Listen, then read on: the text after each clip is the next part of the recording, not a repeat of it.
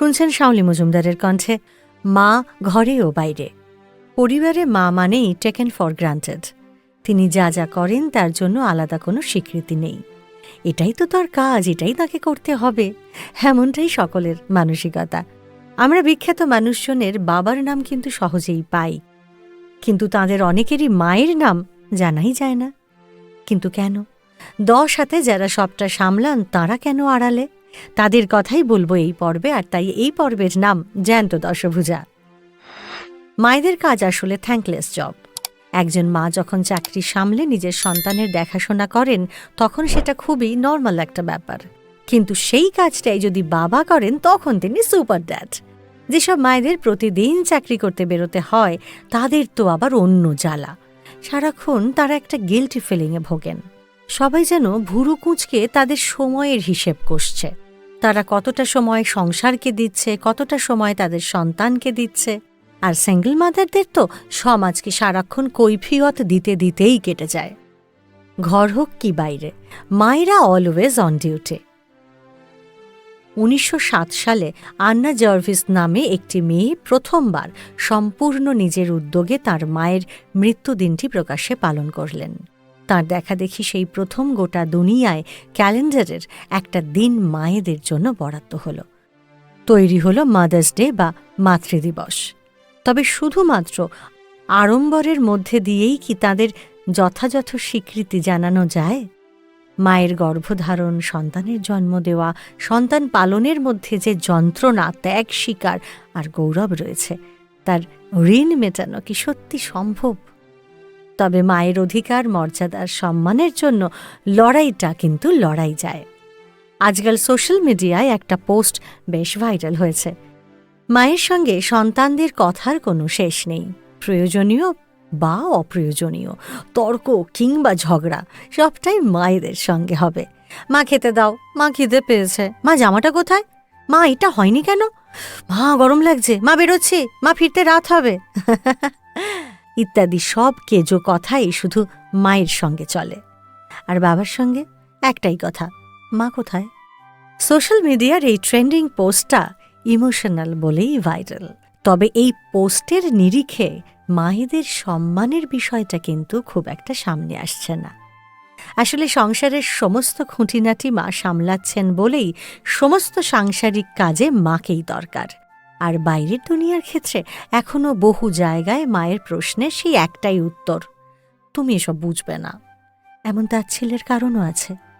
এখনও সমাজের বেশিরভাগ ঘরেই মায়ের দৌড় বড়জোর রান্নাঘর, ছাদ আর বাজার দোকান পর্যন্তই। শুধুমাত্র গৃহস্থালী সামলানো আর আতিথেয়তা পর্যন্তই তাঁর গণ্ডি। বাইরের জগৎটা নাকি মায়ের বোঝার বাইরে। সে জগতের অধিকার একমাত্র বাবার, কারণ বাবা রোজগার করছেন। আর তাই মায়ের চেয়ে বাবার গুরুত্ব এবং মহত্ব অনেকটাই নাকি বেশি। আর যে মা সন্তানদের বাইরের দুনিয়ার সঙ্গে পাল্লা দিয়ে নিজেরটা বুঝে নেওয়ার মতো যোগ্য বানিয়ে তুললেন, সেই মাই নাকি গৃহবধূ শুধুমাত্র। তিনি শুধু চুল বাঁধবেন কিংবা ঘর সাজাবেন, কারণ তিনি কিছুই বোঝেন না। মাতৃভাষা নিয়ে এক গবেষণায় বলা হয়েছে, মা যে ভাষায় কথা বলেন সেই ভাষায় ঠিকমতো সড়গড় হতে না পারলে কেউ জীবনে কিছু করে উঠতে পারবে না, কারণ এই ভাষায় মায়ের স্পর্শ আছে, তাই তো একে মাতৃভাষা বলা হয়। অথচ বাস্তবে মায়ের গুরুত্ব এর কানাকড়িও নয়। বেশিরভাগ মায়েরা আবার চাকরি করার সুযোগ বা সময় কিছুই পান না। সংসারে বাকি সকলের সবকিছু ঘড়ির কাঁটা ধরে চলার জন্য নিজের সময়টুকুকেই তাঁকে বিসর্জন দিতে হয়। আর রোজগার নেই বলে তাঁর সিদ্ধান্ত নেওয়ার ক্ষমতাও থাকে না সংসারে, তাই তিনি শুধুই সংসার করেন। এই যুগেও সমাজের অনেকখানি অংশ জুড়ে এটাই যেন অলিখিত বিধান। কিন্তু এই গণ্ডিটানা ঘরে বসেই মায়েরা এক অসীম সাম্রাজ্য বিস্তার করেছেন। সেই খবরই যখন একটু একটু করে সামনে এলো, গোটা দুনিয়া একেবারে চমকে উঠল। মায়েরা কি এমন করে ফেললেন, সে কথাই আপনাদের শোনাব আগামী কয়েকটা পর্বে। একটা কথা খুব সত্যি, জানেন তো, মা শব্দটা না বোধহয় শুধু শব্দ মাত্র নয়, মা আসলে একটা ধ্বনি। এই ডাকটার কোনো ভাষা, দেশ বা বর্ণ হয় না। বিশ্বের যে কোনো প্রান্তেই কোনো শিশু জন্ম নিক না কেন, তার কান্নার প্রথম আওয়াজটা কিন্তু ওয়াও। আর এই ওয়াটা হঠাৎ শুনলে মায়ের মতোই অনেকটা লাগে যেন শুনতে, তাই না? আসলে মা মানেই একটা বিস্তৃত আকাশ, এক দিগন্ত বিস্তৃত মাঠ। কাজেই মাকে শুধুমাত্র কোনো একটা নির্দিষ্ট গণ্ডিতে আটকে রাখি কি করে? মা, মাম্মা, মাম্মি, মাতাজি, মাইয়া, যে ভাষাতেই ডাকুন না কেন, সবকটা ভাষার শুরুতেই মা আছে। এই একটিমাত্র শব্দেরই কোনো সীমা নেই, পরিসীমা নেই, কারণ কোনো গুণ কিংবা বিশেষত্ব দিয়ে মায়ের সংজ্ঞা দেওয়া যায় না। আর তাই আজকে মায়েরা কি করে এন্টারপ্রেনিয়র হয়ে উঠছেন সেই আলোচনায় একেবারে প্রথমেই আলোচনা করব মা শব্দটিকে নিয়ে। তাই আজকের পর্ব মায়ের অর্থ। আসলে সবচেয়ে বড় কথাটাই হলো মানুষ শব্দটারও শুরু মা দিয়ে। মা না থাকলে আর কোনো সৃষ্টি সম্ভব হতো না। অবশ্য শুধু মানবজাতিই নয়, দুনিয়ার যে কোনো প্রাণী মা ছাড়া জন্ম নিতে পারে না। এ তো আমাদের প্রত্যেকেরই জানা কথা। জন্মের জন্য অবশ্য শুধু মা নয়, বাবাকেও প্রয়োজন, এ কথা ঠিক। তবে মায়ের গর্ভটাই একজন মানুষের ক্ষেত্রে সবচেয়ে বেশি গুরুত্বপূর্ণ। মায়ের নাড়ি ছিঁড়েই সন্তান পৃথিবীতে আসে কি না, তাই তো বলি সন্তানের সঙ্গে মায়ের নাড়ির টান। সামাজিক আর মানসিক ক্ষেত্রে এই গুরুত্ব নিশ্চয়ই খুব জরুরি। তবে বংশগতির কারণটাও কিন্তু কম গুরুত্বপূর্ণ নয়। একজন নবজাতকের ডিএনএর গঠনে তার বাবা আর মা দুজনেরই সমান ভূমিকা আছে, কিন্তু একটা ক্ষেত্রে মা একটু এগিয়ে থাকেন। শিশুর শরীরে একটি বিশেষ ধরনের অর্গানেল আসে তার মায়ের থেকে। অর্গানেল মানে কি? শরীরের ভেতরকার কোষগুলোকে সক্রিয় রাখে যে উপাদান, তাকে অর্গানেল বলে। এই অর্গানেলের কারণেই মানুষের অভ্যন্তরস্থ অঙ্গপ্রত্যঙ্গগুলো সঠিকভাবে কাজ করে। মায়ের থেকে কোন অর্গানেলটি আসে জানেন? মাইটোকন্ড্রিয়া। এই অর্গানেলের জন্যই বাবার সূত্রে পাওয়া ডিএনএর থেকে মায়ের সূত্রে পাওয়া ডিএনএর সংখ্যা এবং গুরুত্ব অনেক বেশি। কারণ মাইটোকন্ড্রিয়া মানুষের কোষে এনার্জি বা শক্তির যোগান দেয়। সেই কারণেই বোধহয় মা মানেই শক্তির ভাণ্ডার। শারীরিক বা মানসিক শক্তি নিঃশেষ হয়ে এলেই মুখ দিয়ে একটা মা শব্দটাই বেরিয়ে আসে অজান্তে। মন, বিজ্ঞান, সমাজ এই একটা বিন্দুতেই মিলেমিশে একাকার হয়ে যায়। শিশুর জীবনে মায়ের গুরুত্ব তাই বলে শেষ করা যাবে না। কিন্তু এই মা নামের মানুষটি নিজে কতখানি গুরুত্ব পান? কয়েকটা ব্যতিক্রমী পরিবার বাদ দিলে এই সেদিন মানে ঊনবিংশ শতক পর্যন্ত সারা বিশ্ব জুড়ে বেশিরভাগ মায়ের জায়গাটাই পরিবারে গুরুত্বই পায়নি বিশেষ। বাংলায় একটা বহুল প্রচলিত প্রবাদ রয়েছে, ছাই ফেলতে ভাঙা কুলো। মায়েরা অনেকটা সেই গোত্রের, নিজেরা ব্যবহারও করে থাকেন নিজেদের সম্পর্কে কিছু বলতে গিয়ে। দুনিয়ার নিরিখে বলতে গেলে টেকেন ফর গ্রান্টেড। গর্ভে সন্তান আসা থেকে শুরু করে সন্তান মানুষ করা পর্যন্ত মায়েদের যে আত্মত্যাগ, তার মূল্যায়ন ঊনবিংশ শতকের বিশ্ব কখনো করেনি। অবশ্য আজও যে এই মূল্যায়ন যথাযথ হয়েছে এমন নয়, তবে নারী স্বাধীনতা, নারীর অধিকার, সামাজিক বৈষম্য বিলোপ ইত্যাদি বিভিন্ন ধরনের আন্দোলন মাথা চাড়া দিয়ে ওঠার পরে এই যুগে মায়ের অবস্থানটা কিছুটা হলেও সম্মানের জায়গায় এসেছে। কিন্তু ভারতের বিভিন্ন জায়গায় মা এখনও সেই মধ্যযুগীয় প্রেক্ষাপটের এক নারী ছাড়া আর কিছুই নয়। অবশ্য সব সমাজেরই একটা পিঠের বিপরীতে আরও একটা পিঠ থাকে। একবিংশ শতাব্দীর মায়েরা শুধুমাত্র যে সন্তান বহন করেন তা নয়, সেই সঙ্গে পরিবারের দায়িত্বও বহন করে থাকেন। আবার সামাজিক এবং অর্থনৈতিক প্রেক্ষাপটেও তাঁদের ভূমিকা অনস্বীকার্য। মা হওয়ার মানেটা এখন আর তাই ঘরের সীমিত গণ্ডিতেই আটকে থাকা নয়, বরং মা হওয়ার মানে নিজের ঘর আর বাইরের জগতের মধ্যে সমানভাবে ভারসাম্য বজায় রাখতে শেখা। আর ঠিক এই কারণেই সুপার মম শব্দটা বিশ্বে এখন খুব জনপ্রিয়। তবে এই প্রসঙ্গে বলতে গিয়ে মাতৃত্বের আরও একটা ছবি দেখে নিলে মন্দ হয় না। সারা বিশ্বের কোন দেশে মায়েদের গুরুত্ব কতটা কিংবা মায়েদের অবস্থান কতটা মজবুত তার একটা সমীক্ষা করা হয়েছে। State of world mother's report নামে এই সমীক্ষাকে বিশ্বের বহু দেশ মান্যতা দিয়েছে। বিশেষত সামাজিক নিরাপত্তা, সম্মান, স্বাস্থ্য, গর্ভকালীন সমস্যা আর আর্থিক নিরাপত্তার প্রেক্ষিতেই এই সমীক্ষা করা হয়েছে। সেই সমীক্ষার ফলাফল অনুসারে বিশ্বের সেরা মাতৃত্বের দেশ কোনটা জানেন কি? সে দেশের নাম ফিনল্যান্ড। গর্ভকালীন যত্ন, মায়ের স্বাস্থ্য, প্রসব করানোর ধরন, পরবর্তী দেখভাল, শিশুর স্বাস্থ্য, শিশুর বেড়ে ওঠা, মায়ের ভূমিকা ইত্যাদি সব দিক দিয়ে বিশ্বের ১ নম্বর জায়গাটাই ধরে রেখেছে ফিনল্যান্ড। সেই সঙ্গে মায়ের শিক্ষা, আর্থিক দিক এবং রাজনৈতিক কর্মকাণ্ডে যোগদানের দিকটিও ভীষণভাবে গুরুত্ব পেয়েছে এই দেশে। ফিনল্যান্ডের পরেই আছে Sweden, Norway, Iceland, Netherlands, Denmark, Spain, Belgium, Germany, Australia. এখানে উল্লেখযোগ্য এই প্রথম 10টি দেশের মধ্যে কিন্তু মার্কিন যুক্তরাষ্ট্রের মতো বিশ্বের অন্যতম প্রভাবশালী উন্নত মহাদেশটি নেই। তার সর্বপ্রধান কারণ সেখানে টিনেজ প্রেগন্যান্সির বিষয়টি অনেক বেশি। কৈশোরেই মা হয়ে যাওয়ার সংখ্যাটা এতটাই যে মা আর শিশুর স্বাস্থ্যের সংকটটাই সেখানে সবচেয়ে বড় সংকট। আর ভারতের কথা নতুন করে বলার খুব একটা প্রয়োজনই পড়ে না। অন্তত এই তালিকা অনুসারে বলতে হয় যদি, তাহলে বিশ্বজোড়া সমীক্ষকরা এখনও এক বাক্যে স্বীকার করছেন ভারত এখনও মাতৃত্বের দিক থেকে একেবারেই আদর্শ স্থানে পৌঁছতে পারেনি। দেশের প্রায় 10% জনসংখ্যা, যারা একেবারেই প্রত্যন্ত গ্রাম ভিত্তিক, শিক্ষার আলো যেখানে একটুও পৌঁছয়নি, এখনও দারিদ্র্য যেখানে নিত্যসঙ্গী, সেখানে মাতৃত্ব আজও চরম যন্ত্রণার। তবে 10% কথা না হয় এখন থাক। বাকি 90% মধ্যে শহরাঞ্চলে আর সদর অঞ্চলে বসবাসকারী মায়েরা অনেক বেশি আধুনিক মনোভাবাপন্ন। আধুনিক বলতে অবশ্যই অর্থনৈতিক দিক থেকে স্বাধীন। সেটা হয় তাদের নিজেদের আত্মসম্মানের কারণে অথবা পরিবার প্রতিপালনের দায়িত্ব সামলাতে। বর্তমান সময়ে সমাজ এবং বাজার অর্থনীতি ক্রমশই যে অবক্ষয়ের মুখে এসে দাঁড়াচ্ছে, সেখানে রোজগার করাটাই এখন সবথেকে বড় যুদ্ধ। আর এটা শুধু এদেশের ছবি নয়, বিশ্বের প্রায় সর্বত্র ছবিটা একই।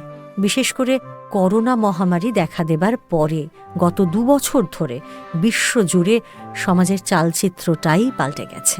বহু মানুষের হয় চাকরি নেই, আর নয়তো একজনের চাকরিতে সংসার চলছে না। অতএব মায়েদের কোমর বাঁধাটা এখন সব থেকে জরুরি। কিন্তু যে দেশের 73% মা সন্তানের জন্ম দিতে গিয়ে চাকরি ছাড়েন, সেই দেশে মায়েরা অর্থনৈতিক দিক থেকে কিভাবে সফল হবেন বলতে পারেন? হিসেব বলছে ভারতীয় মায়েদের 50%ই সন্তানের জন্মের পরে চাকরি ছেড়েছেন, বলা যেতে পারে ছাড়তে বাধ্য হয়েছেন। তখন তাদের বয়স খুব বেশি হলে 30 বছর, আর তাঁদের মধ্যে মাত্র 27% পরবর্তী সময়ে আবার চাকরিতে ফিরে আসেন। কিন্তু মহামারীর দাপটে এই হিসেবটাও অনেকটাই নড়ে গেছে। ভারত তথা বিশ্বের বহু মা এখন আর চাকরিতে ফিরছেন না, বা বলা যেতে পারে ফিরতে পারছেন না। এই না ফেরার অনেকগুলো কারণ থাকলেও সবথেকে বড় কারণ হল সময়ের অভাব। সন্তান আর পরিবার এই দুটো দিক সামলাতে গিয়ে ধরা বাঁধা সময়ের চাকরিটা অনেকের কাছেই সমস্যা হয়ে দাঁড়াচ্ছে। এই কারণেই সাহস, বুদ্ধি আর যোগ্যতা নিয়ে 20 এবং 21 শতকের অনেক মা এখন স্বাধীনভাবে রোজগারের পথ তৈরি করছেন নিজস্ব উদ্যোগ। সময়, সংসার, সন্তান, সৃজনশীলতা আর অর্থনীতির মধ্যে এক নিখুঁত ভারসাম্য রাখার অভ্যেস করে ফেলেছেন তারা।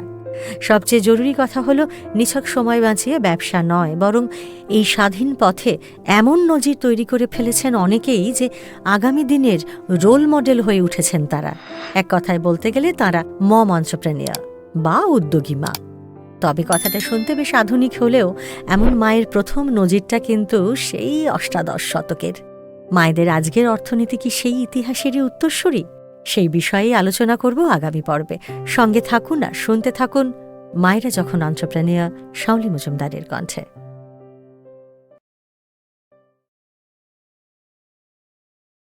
আপনারা শুনছেন মায়েরা যখন এন্টারপ্রেনিয়ার, শাওলি মজুমদারের কণ্ঠে। গত পর্বে আমি বলেছি যে আধুনিক উদ্যোগী বা এন্টারপ্রেনিয়ার মায়ের নজিরটা কিন্তু একেবারেই আধুনিক নয়। যদিও তার প্রচলন বেশি ছিল না, সমাজের চোখেও পড়েনি বিশেষ, তবু ইতিহাস বলছে সেই অষ্টাদশ শতাব্দীতে প্রথমবার এই ধরনের মায়ের দেখা পাওয়া গিয়েছিল। আজকের পর্বে তাকে নিয়েই কথা বলবো আপনাদের সঙ্গে। আর তাই আজকের পর্ব প্রথম এন্টারপ্রেনিয়ার মা। প্রথম এন্টারপ্রেনিয়ার মায়ের কথায় আসার আগে বরং মূল বিষয়টা একবার জেনে নেওয়া যাক। এন্টারপ্রেনিয়ার কাকে বলে? খুব সহজভাবে বললে, সমাজের চাহিদার সঙ্গে সঙ্গতি রেখে নতুন কোনো পণ্য বা পরিষেবা তৈরি করতে পারেন যিনি, তাঁকেই এন্টারপ্রেনিয়ার বলা হয়।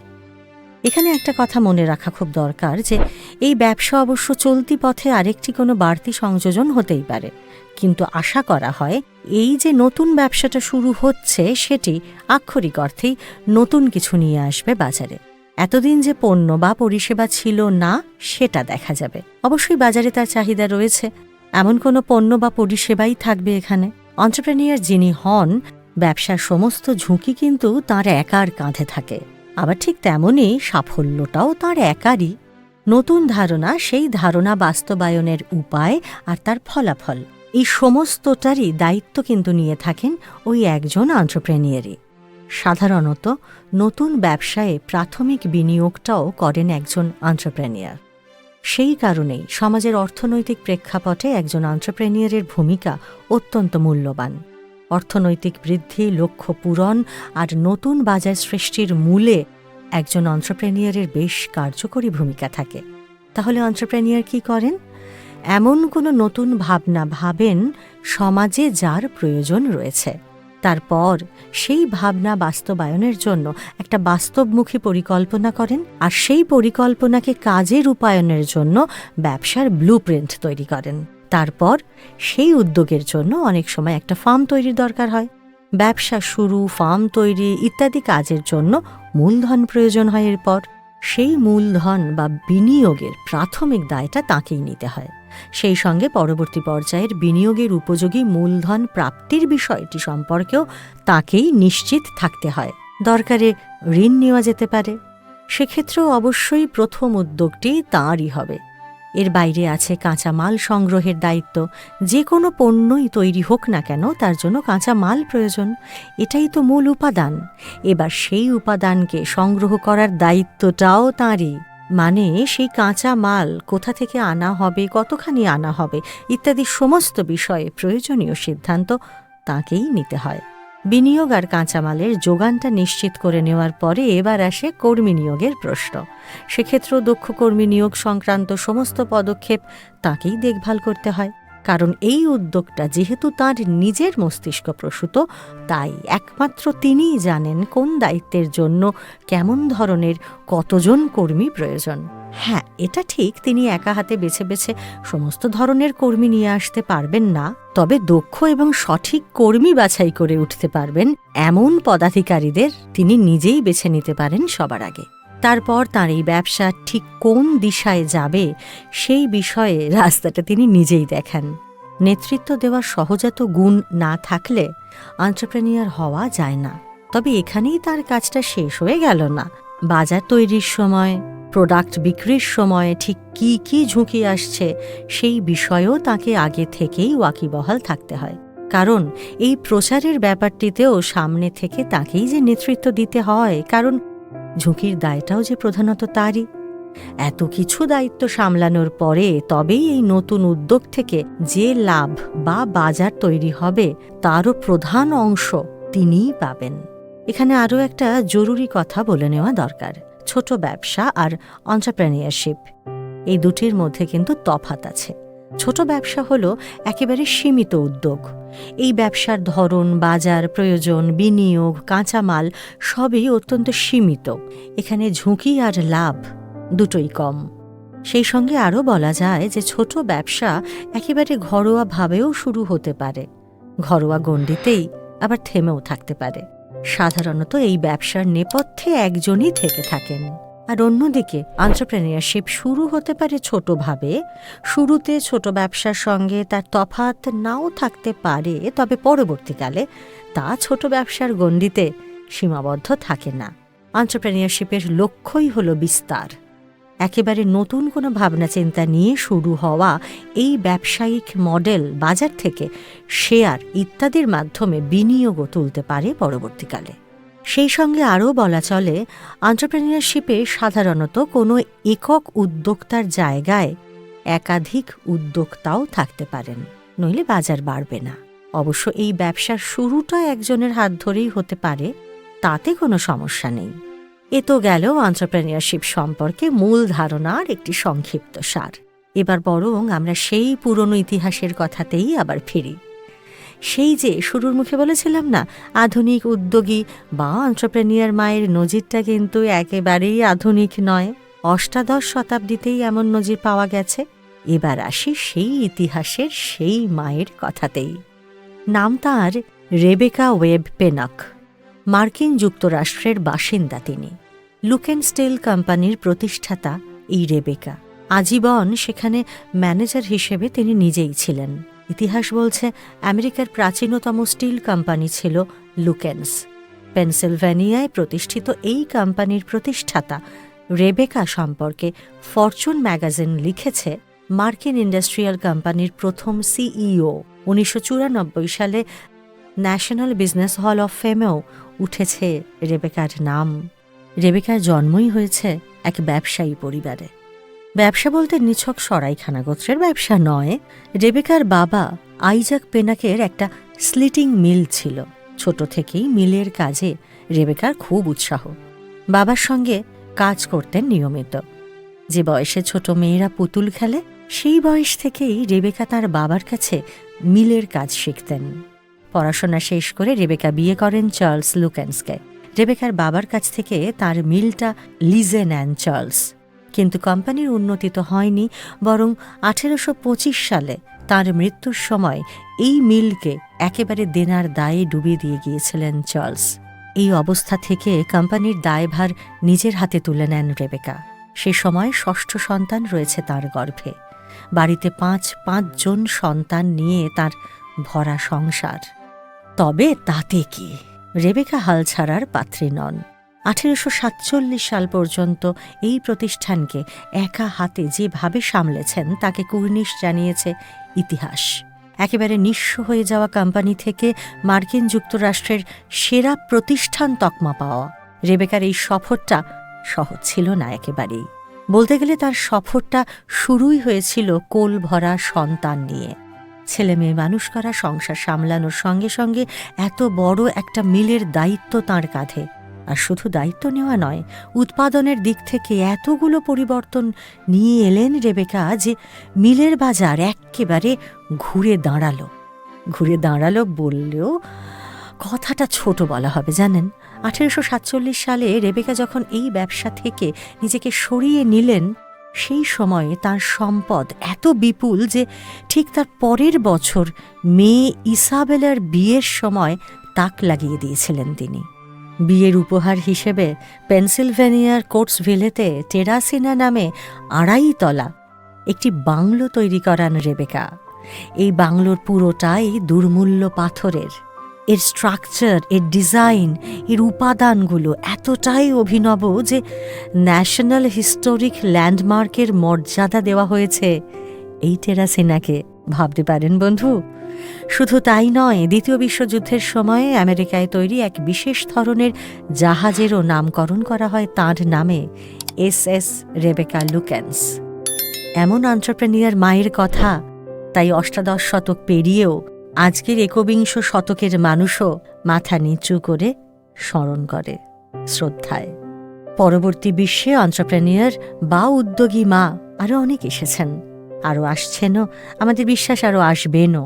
তবে তাঁদের সকলের বাতিঘর হয়ে দাঁড়িয়ে রয়েছেন রেবেকা লুকেন্স। এন্টারপ্রেনিয়রদের কাছে আজও তিনি বিস্ময়। এবার রেবেকা লুকেন্সের সূত্র ধরেই বিশ্বজুড়ে এন্টারপ্রেনিয়র মায়েদের বর্তমান ছবিটার দিকে চোখ রাখব। আর সেই জন্যই আমার সঙ্গে থাকুন আর শুনতে থাকুন মায়েরা যখন এন্টারপ্রেনিয়র। কোভিড-19 বিশ্বের বহু ধ্যান ধারণা বদলে দিয়েছে নিঃসন্দেহে। অনেক চেনা ধাপ অচেনা হয়ে গেছে, হয়তো আজ আর অস্তিত্বই নেই। বিশ্বের সামাজিক এবং অর্থনৈতিক ছবিগুলো একেবারে ওলটপালট হয়ে গেছে। বিশেষ করে অর্থনৈতিক বিপর্যয়ের কথা আলাদা করে বলতেই হয়। মহামারীর আগের পৃথিবীতে অর্থনৈতিক মানচিত্র যা ছিল, আর মহামারীর পরবর্তী পৃথিবীর মানচিত্রটা তার থেকে যে অনেকটাই আলাদা হয়ে গেছে তাতে সন্দেহ নেই। বর্তমান অর্থনৈতিক প্রেক্ষাপট নিয়ে বলতে গেলে ব্যবসায়ী মহিলাদের কথাই সবার আগে আসে। কেন? কারণ এই নিয়ে এক বিস্তারিত গবেষণা হয়েছে বিশ্বের বিভিন্ন দেশে, বিশেষ করে মার্কিন যুক্তরাষ্ট্রে। আর এই গবেষণা এক আশ্চর্য তথ্য দিচ্ছে। সেখানে সরাসরি বলা হচ্ছে, প্রতি ৩ জন মহিলা ব্যবসায়ীর মধ্যে একজন হচ্ছেন মা, মানে সোজা বাংলায় বললে এন্টারপ্রেনিউর মা।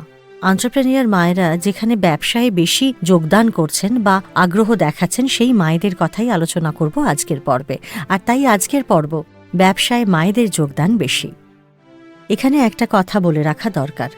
কোভিড-19 পরে অর্থনৈতিক গতি প্রকৃতি নিয়ে মার্কিন যুক্তরাষ্ট্রে গবেষণা এবং সমীক্ষা হয়েছে সবচেয়ে বেশি।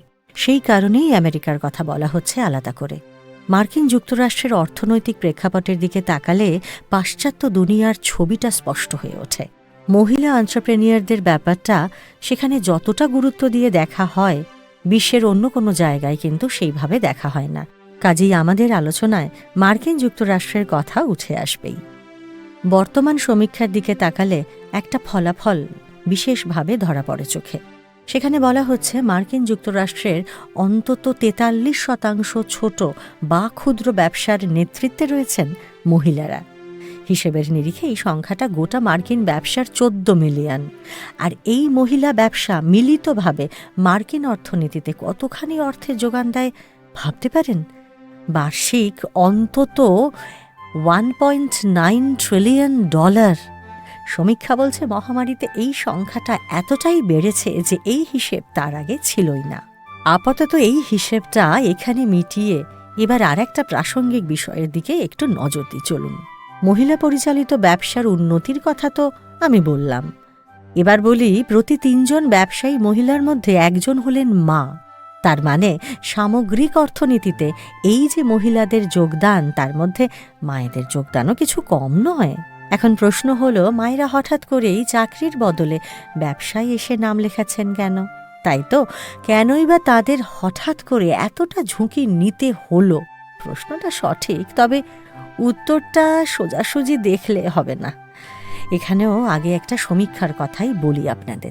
দেখা যাচ্ছে কোভিডের সময় থেকে শুধুমাত্র বাচ্চা সামলানোর জন্যই পুরুষ এবং মহিলা মিশিয়ে 19.6% প্রাপ্তবয়স্ক মানুষ আর কাজ করছে না বা করতে পারছে না। আর অবশ্যই এই যে শতকরা হিসেবটা, এর মধ্যে মহিলার সংখ্যাটা কিন্তু পুরুষের 3 গুণ।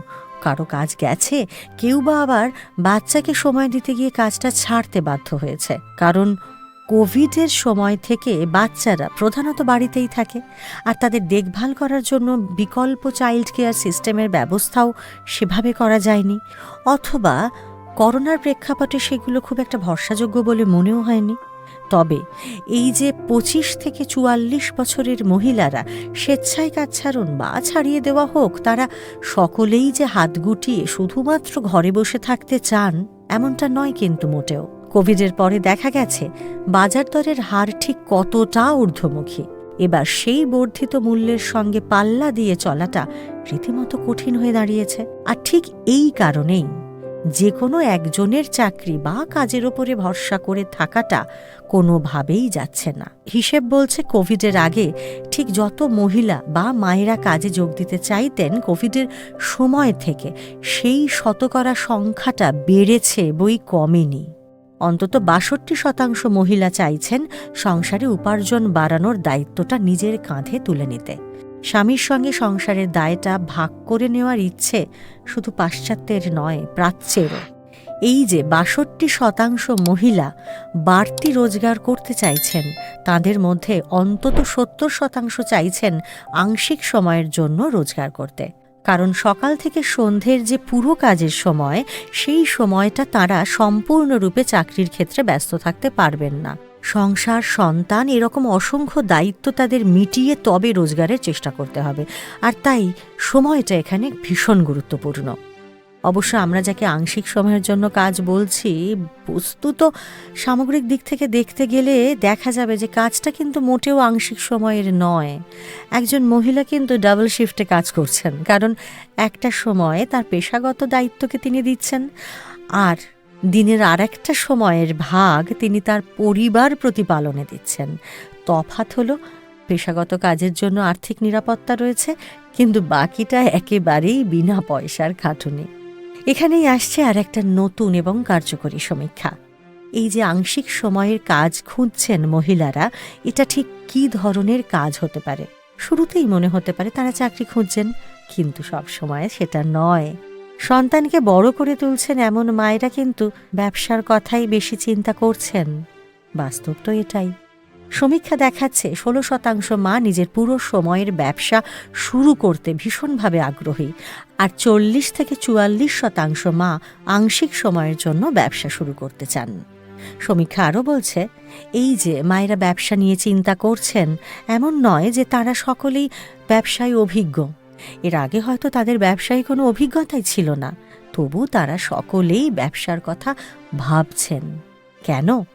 সেই প্রশ্নটার উত্তর দেওয়াটাও খুব জরুরি।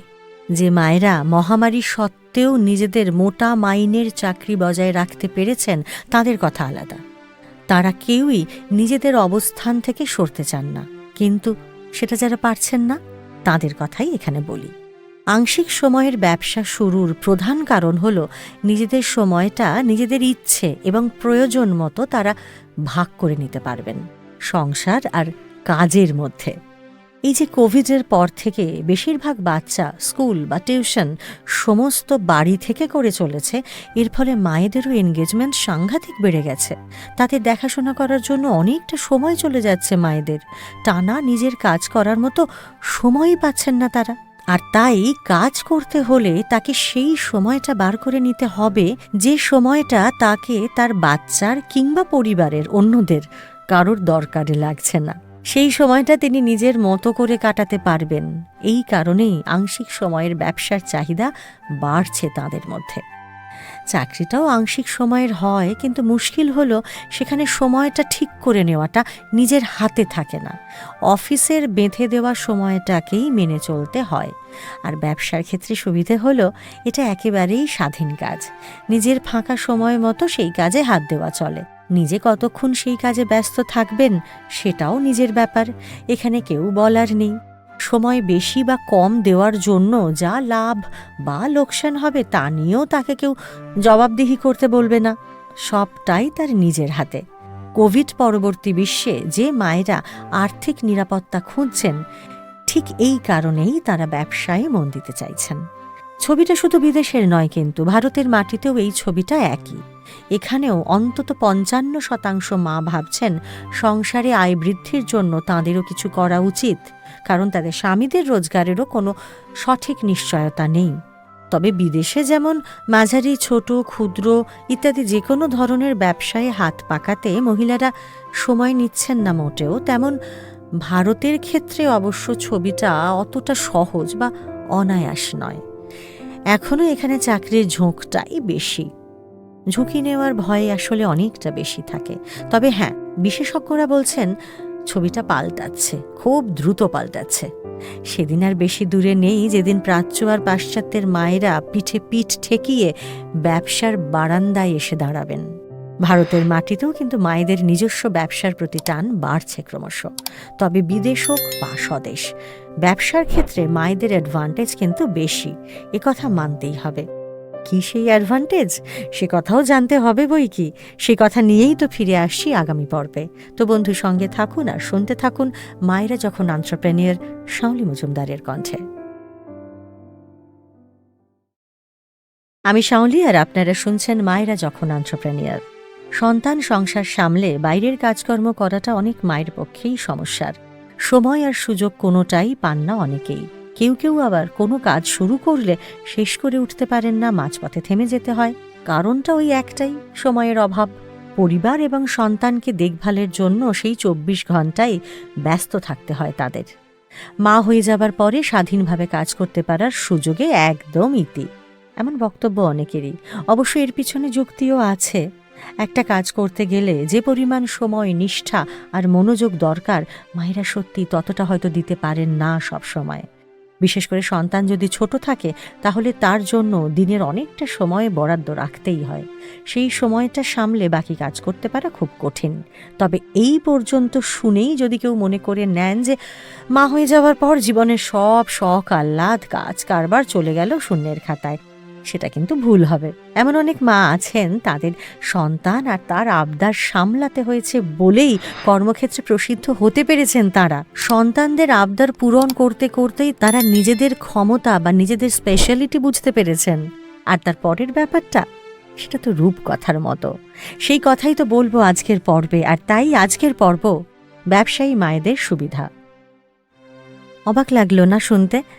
একজন মা কি করে তার বাচ্চার আবদার মেটাতে মেটাতে নিজের ক্ষমতার প্রতি আত্মবিশ্বাসী হয়ে ওঠেন।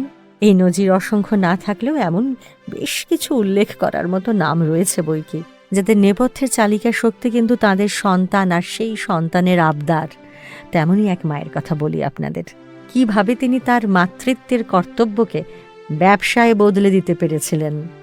কলকাতা শহরের খুব বিখ্যাত এক কনফেকশনারির কথা বলি, নামটা সুগার অ্যান্ড স্পাইস।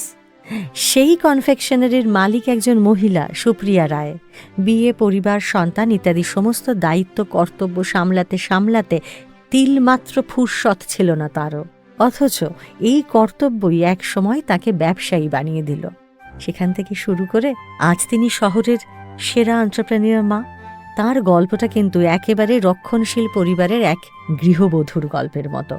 বাপের বাড়ির পরিবেশ বেশ খোলামেলা, কিন্তু শ্বশুর বাড়ি রক্ষণশীল। আবার বংশ আভিজাত্যের জন্য গৃহবধূর পায়ে নিষেধের হরেক বাধা। মেয়েটি এদিকে শিক্ষিত, রুচিশীল, রান্নায় পটু, নিজে থেকে কিছু করার তাগিদ তার বরাবর। কিন্তু শাশুড়ি মায়ের কড়া হুকুম, যা করতে হবে শ্বশুরবাড়ির ঘেরা টোপেই করতে হবে, বাইরে বেরিয়ে কিচ্ছুটি করা চলবে না। সন্তান মানুষ করাটাই তার প্রধান দায়িত্ব। রাশভারী শাশুড়ি মাকে অমান্য করে বৌমা কিচ্ছুটি বলতে পারেননি এবং করতেও পারেননি। তাই মনের ইচ্ছে মনেই থেকে গিয়েছিল। তার পাশে দাঁড়ানোর মতো তখন কেউ ছিল না। অগত্যা ছেলেকে মানুষ করে তোলা ছাড়া আর কোনো কাজ ছিল না তার। কিন্তু একসময় সেই কাজটাই হয়ে উঠল সব থেকে জরুরি। ছেলে বড় হয়ে ওঠার সঙ্গে সঙ্গে তার নানা রকম খাওয়ার শখ বাড়তে থাকলো। বিশেষ করে মা যখন এত কিছু জানেন, তখন সে শখটা তো তিনি মেটাবেন স্বাভাবিক। আবার ছেলে একা নয়, তাদের বন্ধুদেরও আবদার বাড়তে লাগলো। সেই সঙ্গে বাড়িতে অতিথি অভ্যাগতদের আসা যাওয়া লেগেই থাকতো। তাদের ঠিকঠাক খাতির করতে গেলেও সেই ভালো খাওয়া দাওয়াটাই প্রধান ব্যাপার। আর সেই দায়িত্বটা মহিলা নিজে হাতেই সামলান। এই দায়িত্ব পালন করতে করতেই তার মাথায় পরিকল্পনাটা এলো প্রথমবার। ছেলের জন্মদিনের পার্টিতে সেবার কেকটা বাইরে থেকে এলো না, নিজে হাতেই বানালেন। লোকজন সে কেক খেয়ে দারুণ খুশি। এত মানুষের প্রশংসা শুনে এবার তার মনে হলো, তাহলে কেকটা তো বাইরের লোককেও খাওয়ানো যায়। না, তিনি নিজে কেক নিয়ে বাইরে বেচতে যাবেন না বটে, তবে তার চেনা জানা মানুষজন তো বাড়িতে এসে সেই কেক খেয়ে কেমন লাগলো বলতেই পারেন, ভালো লাগলে কিনেও নিতে পারেন। এইভাবেই শুরু হলো তার কেক তৈরি। প্রথমে বিক্রিটা হতো খুব ঘরোয়াভাবেই, আর তারপর এর বাজার চাহিদা আর জনপ্রিয়তা যত বাড়তে লাগলো, তাকে তো আর ঘরের সীমানায় বেঁধে রাখা গেল না। ততদিনে বাড়ির মানুষজন একটু একটু করে পাশে এসেও দাঁড়িয়েছেন। তার বানানো কেকের চাহিদা সামাল দেওয়ার জন্য বাড়ির একেবারে পাশেই একটা ছোট দোকান ঘরও নেওয়া হয়েছে। সেখানে কেক বিক্রি করে জনা দুয়েক ছেলে, আর তার কাছে প্রশিক্ষণ নিয়ে রান্নাঘরে কেক বানাতে শুরু করেছে জনা কয়েক মেয়ে। এইভাবেই কলকাতা জনপ্রিয় কনফেকশনারি ব্যবসা শুরু।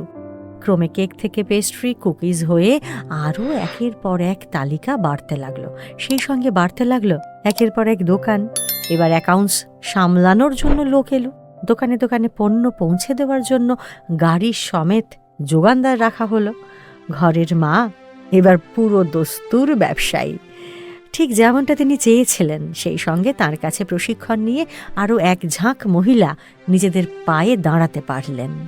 কলকাতার এই নামী এন্টারপ্রেনিয়র মা দেখিয়ে দিয়েছেন, পরিবার আর কর্তব্য সত্যিই কোনো বাধা নয়। ইচ্ছে এবং মেধা থাকলে স্বপ্ন পূরণ হবেই। মেধা মানে এখানে কোনো আক্ষরিক ডিগ্রির কথা বলছি না। মেধা মানে নিজের যে প্রতিভা আছে তাকেই ভবিষ্যতের সুযোগ হিসেবে গড়ে তোলার ক্ষমতা। পরিবার সামলাতে গিয়ে কিংবা সন্তানের আবদার মেটাতে গিয়ে মায়েরা নিজেদের প্রতিভা কাজে লাগান। সে হাতের কাজই হোক বা রান্না বা গান কিংবা মিমিক্রি, এমন বহু কিছু করতে পারেন মায়েরা। তবে সমস্যা হলো পরিবারের চাপে এগুলোকে আর নিজেদের প্রতিভা বলে তারা স্বীকৃতি দিতে পারেন না। হয়তো তাঁদের আত্মবিশ্বাসও ফাটল ধরে। কিন্তু সন্তানের এবং তাদের বন্ধু মহল কিংবা পরিবারের অন্যান্যদের ভালো লাগার জন্য যে যে এক্সক্লুসিভ কাজটা তিনি করছেন, সেটাই যদি বাইরের দুনিয়ার কাছে সাজিয়ে দিতে পারেন, তাহলে পেশার দিক থেকেও এক নতুন দরজা খুলে যেতে পারে। বেশিরভাগ এন্টারপ্রেনিউর মায়ের ক্ষেত্রে দেখা গেছে নিজের সন্তানের জন্য এমন বিশেষ কিছু খুঁজছেন তিনি, অথচ বাজারে তেমন কিচ্ছু মনের মতো পাচ্ছেন না। নিজের দরকার মেটানোর জন্য হয়তো সেই জিনিসটা তিনি নিজেই তৈরি করে নিলেন। এবার নিজের দরকারটা ঠিক তেমনভাবেই অন্য আরেকজন মায়ের দরকার হতেই পারে। এইভাবে একটা সময়ে সেটা গোটা বাজারের দরকার হয়ে উঠতে পারে। যদি সেই মা এই সম্পূর্ণ চক্রটির সঙ্গে নিজেকে জড়িয়ে রাখতে পারেন, তাহলে নতুন ব্যবসা শুরু হতে দেরি হবে না। মায়েদের ক্ষেত্রে সুবিধে হলো, যেহেতু নিজে হাতে করে সন্তান মানুষ করছেন তিনি, তাই সন্তানের জন্য বাজারে ঠিক কোন জিনিসের অভাব আছে কিংবা আরও কী ধরনের বৈচিত্র্য থাকলে ভালো হতো, এসব বিষয়ে তার প্রত্যক্ষ অভিজ্ঞতা থাকে। হাতের সামনে নিজে না পেলে অনেকেই সেটা বানিয়ে নিতে পারেন, আর তখনই তার মতো বাকি মায়েদের কথাও মনে পড়ে যায়। এবার তাদের জন্য সেই জিনিসটি হয় নিজে বানাতে পারেন কিংবা অন্য কাউকে প্রশিক্ষণ দিয়ে বানিয়ে নিতেও পারেন। ভারতেরই আরেকজন উদ্যোগী মায়ের কথা বলি।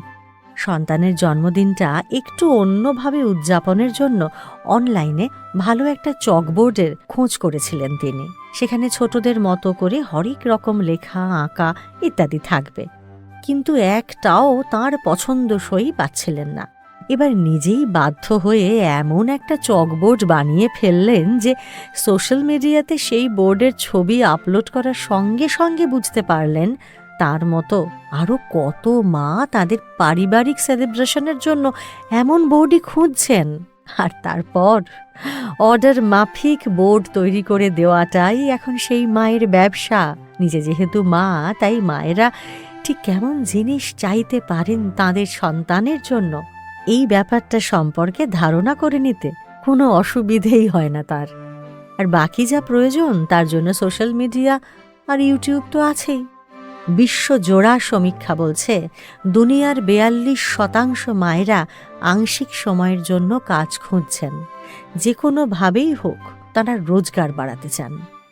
বলা বাহুল্য, এই 42%-এর মধ্যে অন্তত 40%-এর হাতে কিন্তু এন্টারপ্রেনিউর নামের জাদুকাঠিটা চলে এসেছে। মায়েদের হাতে এখন এমন অনেক ব্যবসার জন্ম হচ্ছে যা বিগত দশকে ভাবাও যেত না। এ তো গেল এন্টারপ্রেনিউর মায়েদের স্বতঃস্ফূর্ত কৌশলের কথা, যেগুলো খুব সহজেই তাদের নিজেদের জীবনের অভিজ্ঞতা থেকে, তাদের প্রয়োজন থেকে বেরিয়ে আসছে। কিন্তু সকলেই তো আর এমন শতপ্রবৃত্ত হয়ে কাজে নামতে পারেন না। তাই তাদের জন্য একটা গাইডলাইন খুব দরকার। কোন পথে এগোবেন তারা, সেই পথের একটা ম্যাপ যদি সামনে থাকে, তাহলে তাদের চলাটা হয়তো একটু সহজতর হয়। মায়েদের হাতে সময় কম, সন্তান মানুষ করা, সংসার সামলানো, বাড়ির অন্যান্য দেখভাল করা ইত্যাদি কাজে তাদের সময় বিস্তর চলে যায়। গত পর্বেই বলেছি যে মা হয়েছেন বলে বাড়িতে বসে থাকবেন, মেয়েরা এখন আর এমনটা মোটেও ভাবেন না, আর পরিস্থিতিও তাদের এমনটা ভাবার সুযোগও দেয় না। এখন বেশিরভাগ পরিবারেই স্বামী স্ত্রী দুজনে মিলে রোজগার না করলে সংসারের খরচা চালানো খুব কঠিন হয়ে দাঁড়ায়। কাজেই পুরনো ধ্যান ধারণা নিয়ে বসে থাকার মতো সময় কিংবা মানসিকতা কোনোটাই আর নেই। তবে মায়েরা যে কাজই করেন না কেন, নিজেদের সুবিধে মতো সময়টা বেছে নিতে পারলেই তাঁদের কাজের পক্ষে ভালো হয়। অবশ্য ব্যতিক্রমও নিশ্চয়ই আছে। তবে যে মায়েরা সন্তান সামলে কাজ করতে চান, আগেই বলেছি, তাঁদের কাজের সময়টা অন্যদের সঙ্গে একেবারেই মিলবে না। অথচ চাকরি করতে গেলে সংশ্লিষ্ট প্রতিষ্ঠানের নিয়ম অনুযায়ী সময় মিলিয়ে তাকে কাজ করতেই হবে। তাহলে এমন মায়েদের পক্ষে নিজে স্বতন্ত্রভাবে কিছু করাটাই বাঞ্ছনীয়। নিজের ব্যবসা শুরু করতেই পারেন তারা, অনেকে তেমনটা করেও থাকেন। এখানে একটা কথা আছে, হাতে যেহেতু অঢেল সময় নেই, অতএব সীমিত সময়টাকে সম্পূর্ণভাবে কাজে লাগাতে গেলে আগে থেকেই সঠিক পরিকল্পনা করে নেওয়াটা দরকার। এই পরিকল্পনাটা এমনি এমনি তো হয় না, তার জন্য নির্দিষ্ট গাইডলাইন প্রয়োজন। কোন পথে কিভাবে এগোতে হবে জানা না থাকলে কম সময়ের মধ্যে সম্পূর্ণ কাজটা গুছিয়ে করা যায় না। তাহলে সেই পরিকল্পনাটা কীরকমভাবে হওয়া দরকার সেই কথাই আলোচনা করব আজকের পর্বে। আর তাই আজকের পর্বের নাম এন্টারপ্রেনিউর মায়েদের সাফল্যের চাবিকাঠি। অল্প সময়ের মধ্যে একটা ব্যবসা গুছিয়ে সুন্দরভাবে করতে গেলে একটা পরিকল্পনা বা একটা গাইডলাইন খুব দরকার। সেই গাইডলাইনের কথাই এবার শোনা যাক। ঠিক কোন কোন গাইডেন্স ধরে এগোলে একজন মা সফল এন্টারপ্রেনিউর হয়ে উঠতে পারবেন সেই কথাই এবার বলি চলুন। মায়েদের ক্ষেত্রে সময়ের সমস্যাটা সবথেকে বড় সমস্যা। সন্তান আর সংসারের সঙ্গে ঘড়ি বেঁধে তাকে চলতে হয়। কাজেই নতুন কিছু করতে গেলে সবার আগে সময়ের ব্যাপারটা তার কাছে স্পষ্ট হয়ে থাকা খুব দরকার। কাজেই নতুন ব্যবসা শুরুর আগে তাকে স্পষ্ট করে জেনে নিতে হবে যে কতটা সময় তাকে এখানে দিতে হবে এবং তিনি দিতে পারবেন। আপনি যদি এমনই একজন এন্টারপ্রেনিউর মা হতে চান তাহলে আপনার নিজের গোটা দিনটাকে বিভিন্ন সময় সরণিতে ভেঙে নিতে পারেন। সকালে উঠে থেকে রাতে ঘুমোতে যাওয়ার আগে পর্যন্ত গোটা সময়টা কিভাবে কাটান এবার তার একটা স্পষ্ট রূপরেখা নিজের কাছে রেখে দিন। আপনার কাছে সময়ের ব্যাপারটা তাহলে স্পষ্ট হয়ে গেল। এবার দেখুন আপনাকে ঠিক কি কি কাজ করতে হচ্ছে। মানে নিজের কাজের জন্য সময় বার করতে চাইলে শুরু থেকেই বেশ কিছুটা সময় আপনাকে সঞ্চয় করতে করতে যেতে হবে। একটা উদাহরণ দেওয়া যাক। ধরুন আপনাকে সকালে উঠে বাচ্চাকে স্কুলে নিয়ে যেতে হয় কিংবা স্কুল বাসে তুলতেও যেতে হয়। তারপরে দোকান বাজার দুধ আনা কিংবা আরও কয়েকটা জরুরি বাইরের কাজ সারতে হয় সারা দিনে। এবার দেখুন বাইরের কাজগুলো যতটা সম্ভব একবারে করে ফেলতে পারেন কিনা। বাচ্চাকে স্কুলে দিয়ে বাজার করে ফিরে আসতে পারেন, অথবা দোকান সেরে ফিরে আসতে পারেন, কিংবা স্কুল থেকে আনতে যাওয়ার সময় একটু আগে বেরিয়ে ব্যাংক বা অন্যান্য প্রয়োজনীয় কাজও সেরে নিতে পারেন। তাহলে আর দিনের মধ্যে বারবার বেরোতে হয় না, সময়টা কিছুটা হলেও বাঁচে। ঠিক এইভাবেই বাড়ির কাজ করার সময় একটা কাজের সঙ্গে আরও দু একটা কাজ যদি জুড়ে নিতে পারেন সেক্ষেত্রেও সময় বাঁচিয়ে নিতে পারবেন। বাড়ির কাজের যে সময়টা হিসেব করবেন সেই সময়টা যেন একেবারে নিক্তি মিলিয়ে হিসেব হয়, খেয়াল রাখবেন। ঘর পরিষ্কার, রান্না, গোছানো, বাড়ির অন্যান্য কাজ, সন্তানের দায়িত্ব ইত্যাদি নিত্য নৈমিত্তিক দায়িত্ব পালন করতে গিয়ে ঠিক কতটুকু সময় লাগছে একেবারে ঘড়ি ধরে সেটা আগে ভাগে দেখে নিন। তারপর দেখুন এভাবে দিনে আপনি কতটা সময় বাঁচিয়ে ফেলতে পারছেন। ঘড়ি ধরে সময়ের চার্ট হয়তো একদিনে করে উঠতে পারবেন না, কয়েকটা দিন কাজগুলো খুব সচেতনভাবে একটু ঘড়ি মিলিয়ে মিলিয়ে করতে থাকুন। 2-3 দিন পরেই আপনার একটা আন্দাজ ঠিক তৈরি হয়ে যাবে। তবে চার্ট কিন্তু খুব দরকার, কারণ এর ওপরেই নির্ভর করছে আপনার ব্যবসার প্রথম শর্তটি, আপনি কতটা সময় দিতে পারবেন ব্যবসায়। আর তার আগে তাই জেনে রাখা দরকার আপনার নিজের জন্য কতটা সময় আছে।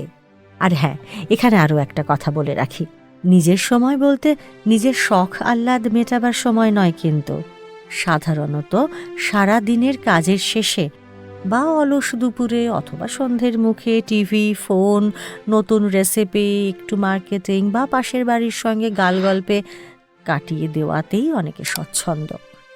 এভাবে কাটানো সময় থেকে অনেকেই অক্সিজেন পান বলে বিশ্বাস করেন।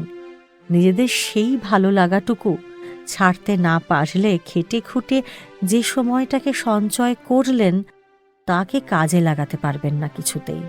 সুতরাং নতুন কিছু শুরু করতে গেলে নিজের সব দুর্বলতাকে আগে বাক্সবন্দি করে রাখতেই হবে।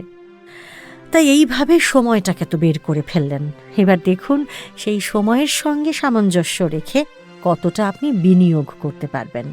মানে নিজের যে কাজটা করতে চান সে কাজে তো শুধু সময় দিলেই হবে না, বিনিয়োগটাও তো জরুরি। কতটা বিনিয়োগ দরকার এটা নির্ভর করছে আপনি ঠিক কি করতে চান তার ওপর। আপনি কতটা বিনিয়োগ করতে পারবেন সেটা আগে বুঝে নিয়ে সেই অনুযায়ী উদ্যোগ নিন, অথবা আপনার নিজের পছন্দের কাজটা করতে ঠিক কতটা বিনিয়োগ আপনাকে করতে হবে সেটা আগে বুঝে নিন। তারপর দেখুন পছন্দের কাজটা করতে প্রয়োজনীয় বিনিয়োগের দিকটা আপনি সামলাতে পারছেন কিনা। এখানে আপনাকে আরও একটা কথা বলি, যে কাজটা আপনি করতে চাইছেন সেই কাজের বিনিয়োগ সম্পর্কে জানার সঙ্গে সঙ্গে তার প্রাপ্তির বিষয়েও কিন্তু আপনার একটা ধারণা থাকা জরুরি। মানে আপনি কত খরচা করবেন আর সেখান থেকে আপনি কত টাকা রিটার্ন পাচ্ছেন বা কীভাবে আসবে, এই ধারণাটাও থাকা খুব দরকার। সময় আর বিনিয়োগের পরে যে প্রসঙ্গটা আসছে তা হলো নেটওয়ার্ক। আপনার নিজস্ব নেটওয়ার্ক যদি শক্তিশালী না হয় তাহলে যে ব্যবসাই শুরু করুন না কেন টিকে থাকা মুশকিল, কারণ তার প্রচারটা তো জরুরি। ঘরের মহিলা বলে নেটওয়ার্ক থাকবে না তা কি হয়? বরং চেনা পরিচিত আলাপির সংখ্যা তাদের অনেক বেশি হতেই পারে। যেমন নিজের আত্মীয় স্বজন, পড়শি, বন্ধু বান্ধব, স্বামীর বন্ধু গোষ্ঠী, সন্তানের বন্ধুদের মায়েরা, এমন অসংখ্য মানুষ আপনার পরিচিত হিসেবে থাকতেই পারেন। এদের সকলকেই সম্ভাব্য নেটওয়ার্ক হিসেবে ব্যবহার করা যেতেই পারে। তাছাড়া সোশ্যাল সাইট তো আছেই। আপনি যদি এন্টারপ্রেনিউর মা হতে চান তাহলে ইতিমধ্যেই এমন কাজ যারা করছেন তাদের থেকে গাইডেন্স নিতেই পারেন। হতেই পারে আপনারই পাড়ায় হয়তো এমন কেউ কাজ করছেন, তার থেকে একবার হাতে কলমে সমস্ত ব্যবসায়িক অওয়াকখাটা একটু জানার চেষ্টা করতেই পারেন। নেটওয়ার্ক তৈরি করতে গিয়ে আরও একটা বিষয় মাথায় রাখতে হবে, সবসময় যে প্রচারের কিংবা বিক্রির উদ্দেশ্যে নেটওয়ার্ক তৈরি করবেন তা নয়। কিন্তু আপনার নেটওয়ার্কে এমন মানুষজনকেও রাখুন যার কাছে আপনার সন্তান বেশ ভালো থাকে, আনন্দে থাকে। যদি প্রয়োজন হয় আপনার কাজের সময়টা তিনি যেন এসে আপনার বাচ্চাকে একটু সঙ্গও দিতে পারেন। এটা তো আর এমনি এমনি হয় না, তার জন্য সম্পর্ক মজবুত করতে হবে। নেটওয়ার্ক মানেটাও কিন্তু তাই, বন্ধন মজবুত করা। তবে এত জোগাড় যন্ত্র করে ব্যবসা শুরুর কথা তো ভাবলেন, সময়ের হিসেব করলেন, বিনিয়োগ কত করতে হবে ভাবলেন, নেটওয়ার্কের কথাও ভাবলেন, সবটা গুছিয়ে নিয়ে মাথার মধ্যে একটা পরিকল্পনা সাজালেন। কিন্তু একটা বিষয়, অবশ্য সেটা একেবারেই গোড়ার বিষয় হতেই পারে, সেটাও কিন্তু খুব জরুরি। কি ধরনের ব্যবসা করলে আপনার পক্ষে ভালো হয় সেটা একটু যদি আগে থেকে জানা যায় মন্দ হয় না, কি বলেন? সেই আলোচনা নিয়েই ফিরে আসবো আগামী পর্বে। তো বন্ধু, সঙ্গে থাকুন আর শুনতে থাকুন মায়েরা যখন এন্টারপ্রেনিউর, শাওলি মজুমদারের কণ্ঠে। আপনারা শুনছেন মায়েরা যখন এন্টারপ্রেনিউর, শাওলি মজুমদারের কণ্ঠে। কোনো মা যদি নিজের ব্যবসা তৈরি করতে চান, কেমন হবে তার প্রথম পদক্ষেপ সে কথা আমি আগের পর্বেই বলেছি। তবে তার পক্ষে ঠিক কী ধরনের কাজ করলে ভালো হয় এবার না হয় একটু সেই আলোচনাই করি। তাই আজকের পর্ব, মায়েরা কোন ব্যবসা করবেন। নিজের হাতে সন্তান মানুষ করা কিংবা পরিবারের দেখভাল করার একটা মস্ত বড় সুবিধে আছে। কি বলুন তো, ঠিক কোন কোন জায়গায় খামতি রয়ে গেছে সে কথাটা নিজেই ভালো বুঝতে পারা যায়। যেমন ধরুন, এমন কোনো জিনিস যা আপনার সন্তানের পক্ষে জরুরি অথবা তাকে বেশ আনন্দ দিতে পারবে, এমন কিছুর খোঁজ হয়তো করেই থাকেন মাঝে মধ্যে। তবে ঠিক যেমনটা খুঁজছেন বাজারে তেমনটা হয়তো সবসময় পান না। এর আগে একটা পর্বে বলেছিলাম না সেই রকমই একটি সূত্রের কথা, যে মায়েরা নিজেদের প্রয়োজন অনুযায়ী কোনো একটা জিনিস খুঁজে না পেয়ে নিজেই একটা জিনিস বানিয়ে ফেললেন, প্রথমে নিজের সন্তানের জন্য, আর তারপরে সেটাই তার ব্যবসা হয়ে উঠল। তাই স্বাভাবিকভাবে একথা বলাই যায় যে এই যে বানিয়ে নেওয়া নতুন একটা কিছু, প্রথমে সেটা নিজের পরিবারের স্বার্থে আর তারপর নিজের ব্যবসায়িক উদ্যোগের স্বার্থে, দু কারণেই হতে পারে। হ্যাঁ, ঠিক ধরেছেন। এখান থেকেই আপনার আগামী ব্যবসার রূপরেখা আপনি খুঁজে পেয়ে যেতেই পারেন। তাহলে নতুন কি করা যায় সেই খোঁজে আর শূন্যে হাত ঘোরাতে হবে না, বরং নিজের অপ্রাপ্তিকেই মূলধন করে এগোতে পারেন। এটা স্বাভাবিক যে আজ আপনার কাছে যেটা দরকারি বলে মনে হচ্ছে সেটা নিশ্চয়ই আরও একজন মায়ের কাছে দরকারি মনে হতেই পারে। হ্যাঁ, এমনটা তো হতেই পারে যে হাতের সামনে যেহেতু সেই জিনিসটা নেই, তাই অন্য মায়ের পক্ষে তার উপযোগিতা বোঝাও সম্ভব হলো না। তাহলে আর তার প্রতি চাহিদাই বা কী করে তৈরি হবে? এখানেই তো কাজ করবে আপনার নিজের নেটওয়ার্ক। সেই যে গত পর্বে বলেছিলাম না, নেটওয়ার্কের মধ্যে দিয়ে আপনার কাজের প্রচারটাও সেরে নিতে পারেন। নতুন যা ভাবনা চিন্তা করছেন সে বিষয়ে নিজের মেলামেশার পরিমণ্ডলে সমস্তটা বিশদে জানান। শুধু তাই নয়, সোশ্যাল নেটওয়ার্কিং সাইটেও সেই বিষয়টি নিয়ে লাগাতার প্রচার শুরু করতে পারেন।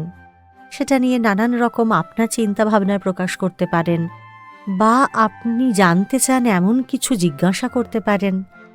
যেহেতু সেই জিনিসটি নিজে ব্যবহার করে উপকার পেয়েছেন, আর যেহেতু আপনি নিজেই একজন মা, তাই এই ধরনের প্রচার খুব ব্যক্তিগত স্তর থেকেই হতে পারে। আর এই ব্যক্তিগত প্রচারটা কিন্তু বেশ কার্যকরী হয়, কারণ এখানে বাজারি প্রচারের মতো চটক থাকে না। তবে হ্যাঁ, এখানে একটা কথা বলে রাখা দরকার। ধরুন আপনার পছন্দ মতো একটা জিনিস আপনি তৈরি করলেন। আপনার ধারণা হলো আরও 5 জন মায়ের এই জিনিসটি পছন্দ হবে, কারণ বাজারে এই জিনিসের অস্তিত্ব নেই। এবার আপনার ধারণাটা সঠিক কিনা সেই বিষয়টাও একটু যাচিয়ে নেওয়া দরকার। বাজারের একটা সমীক্ষা না করে নতুন জিনিস শুরু করাটা ঠিক হবে না। এমনও তো হতে পারে আপনার কাছে যেটা উপযোগী বলে মনে হচ্ছে, অন্যেরা হয়তো তার আরও একটা বিকল্প পথ খুঁজে পেয়ে গেছেন। এবারে নিজের ইচ্ছে মতো উৎপাদন করে তারপর আর তা কোনো কাজেই আসবে না, এমনটা যেন কখনো না হয়। কিন্তু ঘরোয়া মায়েরা বাজারের সমীক্ষা কিভাবে করবেন তাই ভাবছেন তো? এই কাজটা কিন্তু খুব সহজ। চেনা পরিচিত আর 5 জন মায়ের সঙ্গে এ নিয়ে গল্প করুন। আপনার নতুন ভাবনাটা সরাসরি তাদের বলে বসবেন না, বরং গল্প করতে করতে জেনে নিতেই পারেন যে এমন কিছু পেলে তাদের সুবিধে হয় কিনা। এই কাজে ওই যে বললাম একটু আগেই, সোশ্যাল সাইটও খুব উপযোগী। আপনি নতুন আইডিয়া নিয়ে সেখানেও আপনি সমীক্ষা চালান, শুনতে পারেন অন্য মায়েরা কি বলছেন, সেই জিনিসটি সম্পর্কে ছোট ছোট ভিডিও বানিয়ে দেখাতে পারেন। এইভাবে আপনার সমীক্ষার কাজটা অনেক সহজে হয়ে যাবে। শুধু তাই নয়, দেখবেন যা করতে চাইছেন তা কিভাবে করবেন সে সম্পর্কেও একটা স্পষ্ট ধারণা পেয়ে যাচ্ছেন। আরও একটা কাজ এইভাবেই হতে পারে। বাজার সমীক্ষার পরে ধরুন আপনি নিজের ভাবনাকে বাস্তবে রূপ দেওয়ার কাজটা শুরু করলেন। এবার সেই নতুন জিনিসটা তৈরি হলে তার তো একটা আগাম বুকিং লাগবে। আপনার নিজের নেটওয়ার্ক যা আছে তার মাধ্যমে সম্ভাব্য বাজার তো কিছুটা পাচ্ছেনই। এবার এই সোশ্যাল সাইটের মাধ্যমেও আপনি প্রি বুকিং শুরু করে দিতে পারেন।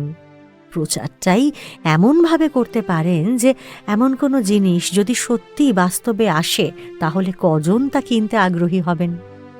সোশ্যাল নেটওয়ার্ক থেকে কিন্তু ভালো প্রতিক্রিয়া পাওয়া যায়। অন্তত আপনি আপনার বাজারের প্রাথমিক ধারণাটা ওখান থেকেই পেয়ে যাবেন।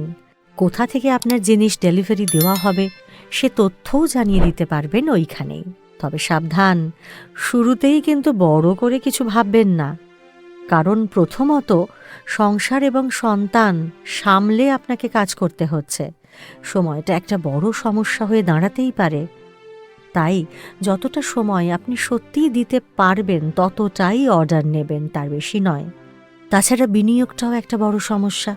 যত বেশি অর্ডার নেবেন ততটাই আপনাকে তৈরি করতে হবে এবং তার জন্য ততটাই বেশি বিনিয়োগের দরকার পড়বে। প্রাথমিকভাবে সেটা না করাই ভালো। বরং একটু একটু করে বাজার ধরুন প্রথমে, তারপর বাজার বুঝে বা চাহিদা বুঝে নিজের উৎপাদন বাড়ানোর দিকে নজর দিন। কারণ সে সময় দরকার হলে উৎপাদন বাড়ানোর জন্য একটা আলাদা জায়গা নিতে পারবেন, কাজ করার জন্য আলাদা লোক রাখতে পারবেন। এখানে আর একটা কথা বলা খুব দরকার। হতে পারে আপনি হয়তো বিয়ে কিংবা সন্তান ধারণের আগে কোনো পেশাদার কাজের সঙ্গে যুক্ত ছিলেন, এখন এক্কেবারে গৃহবধূ, সন্তান আর সংসার নিয়ে ব্যতিব্যস্ত। হয়তো নতুন কিছু একটা শুরু করতে চাইছেন, কিন্তু ঠিকমতো ফুরসত পাচ্ছেন না। সন্তান ছোট, তাকে সামাল দেওয়াটাও একটা বড় কাজ। সেই সঙ্গে পরিবারের নানান দায়িত্ব রয়েছে। এই অবস্থায় নতুন উদ্যোগ শুরু করবেন ভেবেও পিছিয়ে আসেন অনেকেই। সঠিক সময়ের অপেক্ষা করেন। সন্তান বড় হোক, স্কুলে যাওয়া শুরু করুক, কিংবা বেশ কিছু পারিবারিক ঝামেলা একটু আগে মিটুক, এমন ভাবনা অনেকেরই থাকে। অর্থাৎ সঠিক সময়ের জন্য অপেক্ষা করতে থাকেন তারা। কিন্তু কার্যক্ষেত্রে দেখা যায় এই সঠিক সময়টা আর কখনোই আসে না। সন্তান স্কুলে ভর্তি হওয়ার পরেও থেকে যায় অনেক সমস্যা, পড়াশোনার চাপ, প্রাইভেট টিউশন, বাড়ির কাজও কোনো দিন মেটার নয়। তাই একটা কাজ মেটে তো আর একটা কাজ এসে হাজির হয়। আর এর মাঝে পড়ে হলো কি, আপনার সঠিক সময়টা আর কিছুতেই আসে না আপনার কাছে। একের পর এক দায়িত্ব বাড়তে থাকে, নিজের ব্যবসাটা আর করে উঠবেন কি করে? তাই সঠিক সময়ের জন্য অপেক্ষা করার কোনো মানে হয় না, কারণ সঠিক সময় এভাবে আসে না। নিজের নতুন কিছু শুরু করবেন ভাবলে সেটা শুরু করে দেওয়াটাই উচিত। সময়ের অপেক্ষা না করাই ভালো। কেনই বা করবেন? সব দিক যদি সামলে নিতে পারেন, এটাও ঠিক সামলে নেবেন। প্রথমত নিজের জন্যই নিজে উদ্যোগ নিয়ে কাজটা শুরু করেই দিন। তারপর দেখবেন সে কাজ ঠিক আপনি আপনার নিজের মতো করে এগিয়ে নিয়ে যেতে পারছেন। একবার শুরু হয়ে যাওয়া কাজকে এগিয়ে নিয়ে যাওয়ার মতো সময় আপনি নিজে ঠিক বের করে নিতে পারবেন। আর এইভাবে এগোনোর আরও একটা সুবিধে আছে। অনেক প্রতিবন্ধকতার মধ্যেও কীভাবে কাজ করতে হয় সেটা শিখে যাবেন। সমস্ত কাজ কি করে একসঙ্গে চালাতে হয় তা তো আপনি আগে থেকেই অনেকটা জানেন। এবার বাকি শেখাটুকুও হয়ে যাবে। এই শিক্ষাটা বাস্তবিক পক্ষে আপনার নতুন ব্যবসার জন্য কাজে লাগবে, কারণ ব্যবসার পথ কখনোই তো আর মসৃণ হতে পারে না। সন্তান আর সংসার সামলাতে সামলাতেই যে মায়েরা তাদের নিজস্ব উদ্যোগে হাত দিয়ে ফেলেন, তাদের কতজন যে এমন নিত্য ঘূর্ণির মধ্যে বিখ্যাত হয়ে গেলেন সে কথা জানেন কি? এবার না হয় সেই রকম মায়েদের কথাই বলি। শুনি সেই রকম আন্তর্জাতিক নক্ষত্র মায়েদের কথা, যারা সন্তান সামলেও হয়ে উঠেছেন স্বনামধন্য ব্যবসায়ী, এন্টারপ্রেনিয়ার। সংসার আর সন্তানের মধ্যে ভারসাম্য বজায় রেখে মায়েরা কেমনভাবে নিজের স্বপ্ন বুনতে পারেন সে কথাই শোনাচ্ছি আপনাদের। জীবনে ভারসাম্য ঠিকঠাকভাবে বজায় রাখতে পারলে সংসার আর ব্যবসা দুদিকেই প্রভূত উন্নতি করা যায়। শুধু তাই নয়, সংসার সামলেও শক্ত হাতে ব্যবসার চাকা ধরে রাখা যায়। আবার কর্মক্ষেত্রে বিশারদও হয়ে ওঠা যায়। বিশারদ অর্থে সত্যিকারের বিশারদ, কিন্তু মানে নিজে যে ব্যবসা বেছে নিয়েছেন করবেন বলে সেই ব্যবসায় এতখানি দক্ষতা অর্জন করতে পারবেন যে সংশ্লিষ্ট ক্ষেত্রে, মানে সেই ব্যবসার ক্ষেত্রে আপনি দেখবেন নজির হয়ে উঠতে পেরেছেন। এমন নজির হয়ে ওঠা উদ্যোগী মায়েদের সংখ্যা কম নয় কিন্তু। কি দেশে কি বিদেশে সব জায়গাতেই এই মায়েরা নিজেদের ক্ষেত্রে যথেষ্ট স্বীকৃতি অর্জন করতে পেরেছেন। এবার না হয় এমন কয়েকজন মায়ের কথাই বলি, আগে বিদেশের কথাই বলি। আর তাই এই পর্বের নাম বিদেশের বিখ্যাত এন্টারপ্রেনিয়ার মা। উদ্যোগী বিদেশি মায়েদের কথা বলতে গেলে শুরুটা করি মিশেল ওবামাকে দিয়েই। মার্কিন যুক্তরাষ্ট্রের প্রাক্তন ফার্স্ট লেডি কিন্তু শুধুমাত্র একটা অফিসিয়াল ডেকোরামের মধ্যেই নিজের অস্তিত্বকে বেঁধে রাখতে চাননি, বরং তিনি নিজের প্রতিভা, মেধা আর যোগ্যতায় শান দিয়ে গেছেন বরাবর। না, মিশেল ওবামা হোয়াইট হাউসে থাকতে থাকতে তার নিজস্ব ফ্যাশন ব্র্যান্ড খোলেননি ঠিকই, তবে ডেকোরামের মধ্যে থেকেই নিজের মতো করে উদ্যোগ একটা নিয়েছিলেন। শুরুতে অঙ্কুর অবস্থায়, আর তারপরে নিজের পারিবারিক স্বাধীনতা ফিরে পাওয়ার পরে সেই উদ্যোগ এখন তার নেশায় বদলে দিতে পেরেছেন। মিশেল ওবামা তার উদ্যোগের বিকাশ কি দিয়ে ঘটিয়েছিলেন জানেন? Kitchen garden. হোয়াইট হাউসে প্রথম কোনো ফার্স্ট লেডি নিজে হাতে চাষবাস করেছেন। এই ছবিটা মিশেল ওবামার আগে পর্যন্ত কেউ কল্পনাও করতে পারেননি। হঠাৎ কিচেন গার্ডেনের জন্য উদ্যোগী হলেন কেন মিশেল বলুন তো? কারণ তিনি যে মা, তার সন্তানকে সবুজ আনাজের উপকারিতা সম্পর্কে বোঝাতে চেয়েছিলেন।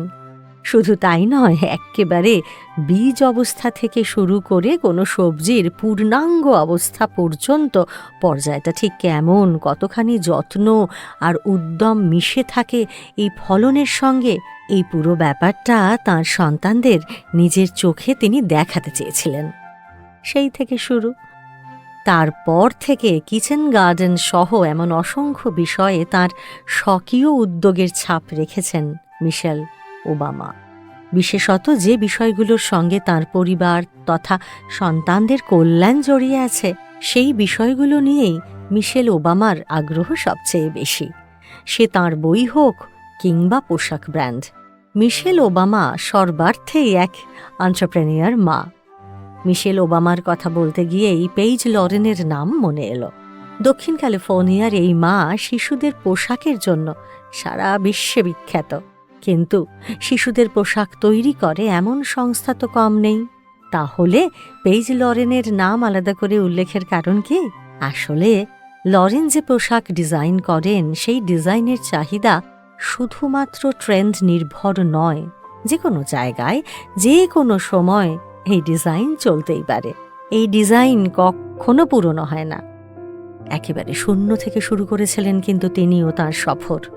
এখন তার ব্র্যান্ড পেইজ লরেনের পোশাক পাওয়া যাবে না বিশ্বে এমন কোনো নামী দোকান নেই। জানেন কি, হঠাৎ করে কেনই বা তিনি পোশাক ডিজাইনের কাজ শুরু করলেন? আসলে তার এমন কোনো পরিকল্পনা ছিলই না কখনো। তিনি কখনো পোশাক ডিজাইনারের কাজ করেননি। তাহলে ওই যে পেইজ লরেন এক নিমন্ত্রণ পেলেন। তার প্রিয় বন্ধু সদ্য মা হয়েছেন, সেই নবজাতককে দেখতে যাওয়ার নিমন্ত্রণ পেয়েছিলেন তিনি। খালি হাতে তো আর যাওয়া যায় না। নবজাতকের জন্য উপহার কিনতে বেরোলেন তিনি, আর সেখানে গিয়েই পড়লেন মুশকিলে। কিনতে গিয়েছিলেন ছোটদের পোশাক, কিন্তু সবথেকে ভালো স্টোরেও নিজের পছন্দমতো পোশাক ওই বাচ্চাটির জন্য কিছুতেই পেলেন না। যে ডিজাইনই দেখেন তা তার মনে হয় না, সেগুলো অত্যন্ত ক্লিশে, খুব পুরনো ধরনের। একটাও পোশাক পছন্দ না হওয়ায় পেইজ লরেন তার বন্ধুর ছেলের জন্য নিজেই পোশাক বানিয়ে ফেললেন। তারপর সেটাই হাতে করে নিয়ে দেখতে গেলেন তাকে।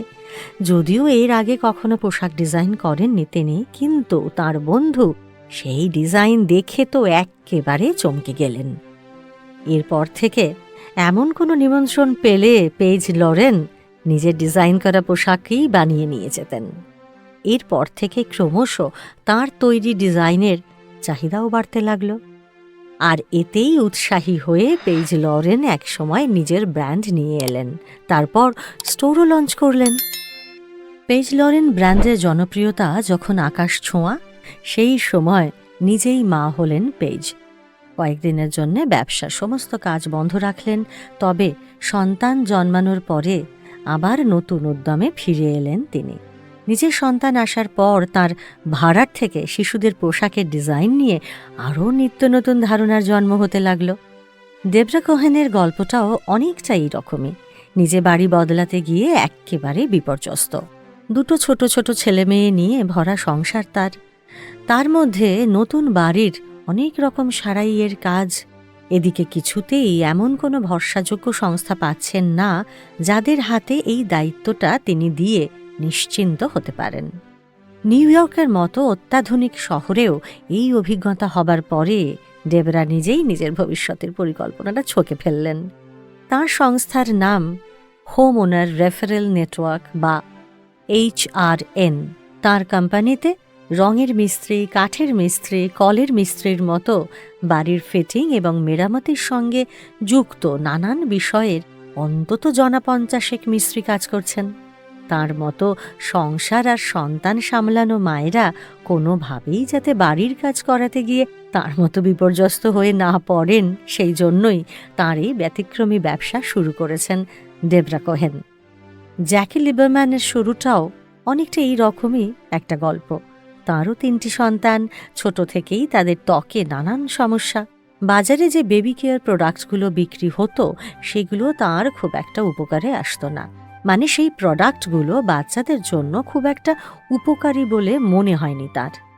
এবার তিনি নিজেই সেই প্রোডাক্ট তৈরি করতে শুরু করলেন। জ্যাকি লিবারম্যানের মতো সমস্যায় ভোগেন এমন মায়ের সংখ্যাও বড় কম নয়। দোকানের মতো পেশাদার মানসিকতা নিয়ে কাজ করেননি লিবারম্যান। তিনি যে মা, তাই তাঁর তৈরি বেবি কেয়ার প্রোডাক্ট একেবারেই অন্য ধরনের, অনেক বেশি আরামদায়ক আর বাচ্চাদের জন্য অনেক বেশি নিরাপদ। নিজের প্রয়োজন মিটিয়ে অন্য মায়েদের প্রয়োজন মেটানোর জন্য লিবারম্যান তাঁর ব্যবসাও বাড়িয়ে তুললেন। জনপ্রিয়তাও বেড়েছে তার। সেই সঙ্গে ছোটদের উপযোগী আরও অনেক পণ্য এবং তার সঙ্গে মানানসই বড়দের জিনিসপত্র তৈরি করছেন জ্যাকি লিবারম্যান। তাঁর বেবি কেয়ার প্রোডাক্টের ব্যবসা এখন বেশ জনপ্রিয়। তাঁর ব্যবসায় এখন তার সন্তানরাও হাত মিলিয়েছে। মিশেল ওয়েলশের গল্প বলি এবার। মিশেল ওয়েলশের 3টি ছেলে মেয়ে। তাদের নিয়ে একদিন তিনি বেড়াতে গেছেন পার্কে। সেখানে আরও বাচ্চারা ভিড় জমায়। মিশেলের ভয় ছিল খেলতে খেলতে তাঁর বাচ্চারা হয়তো হারিয়ে যেতে পারে। বুদ্ধি করে বাচ্চাদের হাতে মূল তথ্যগুলো লিখে তারপর তাদের নিয়ে পার্কে যাওয়া শুরু করলেন মিশেল। সেখানে বাচ্চাদের শারীরিক বিশদ, যোগাযোগের নম্বর আর তার নিজের নম্বর দেওয়া থাকত। এই ব্যাপারটাকে এরপর নিজের ব্যবসায়িক পরিকল্পনার অঙ্গ করে নিলেন মিশেল। তার কাছে এখন অসংখ্য অভিভাবকের ভিড়। ছোটদের হাতে যে নিরাপদ ট্যাটুটা করে দেন মিশেল, সেই ট্যাটু কিন্তু স্থায়ী নয়, তবে যতদিন ইচ্ছে রেখে দেওয়াও যায়। আর সেই ট্যাটু বেশ নিরাপদ স্কিনের পক্ষেও। আর সেটা করতে গেলেও শরীরে কোনো আঘাত লাগে না। মিশেল ওয়েলশ তাঁর ব্যবসার নাম রেখেছেন সেফটি ট্যাট। বিশ্বের সফল এন্টারপ্রেনিউর মায়ের সংখ্যা আরও আছে নিঃসন্দেহে, তবে সন্তান মানুষ করতে করতে নিজেদের প্রয়োজন মেটাতে একেবারে পরীক্ষামূলকভাবে ব্যবসা শুরুর ঘটনা সত্যি বেশ অভিনব। নিজেদের সংসারকে ব্যবসার ক্ষেত্রেও সফল মডেল হিসেবে তুলে ধরতে পেরেছেন এই মায়েরা। তবে এ তো গেল আন্তর্জাতিক মায়েদের কথা, মানে বিদেশের মায়েদের কথা। ভারতেও এমন উল্লেখযোগ্য এন্টারপ্রেনিউর মায়েরা নিশ্চয়ই আছেন। তাঁদেরও কয়েকজনের কথা নিয়েই ফিরে আসব আগামী পর্বে। সঙ্গে থাকুন আর শুনতে থাকুন মায়েরা যখন এন্টারপ্রেনিউর শাওলি মজুমদারের কণ্ঠে।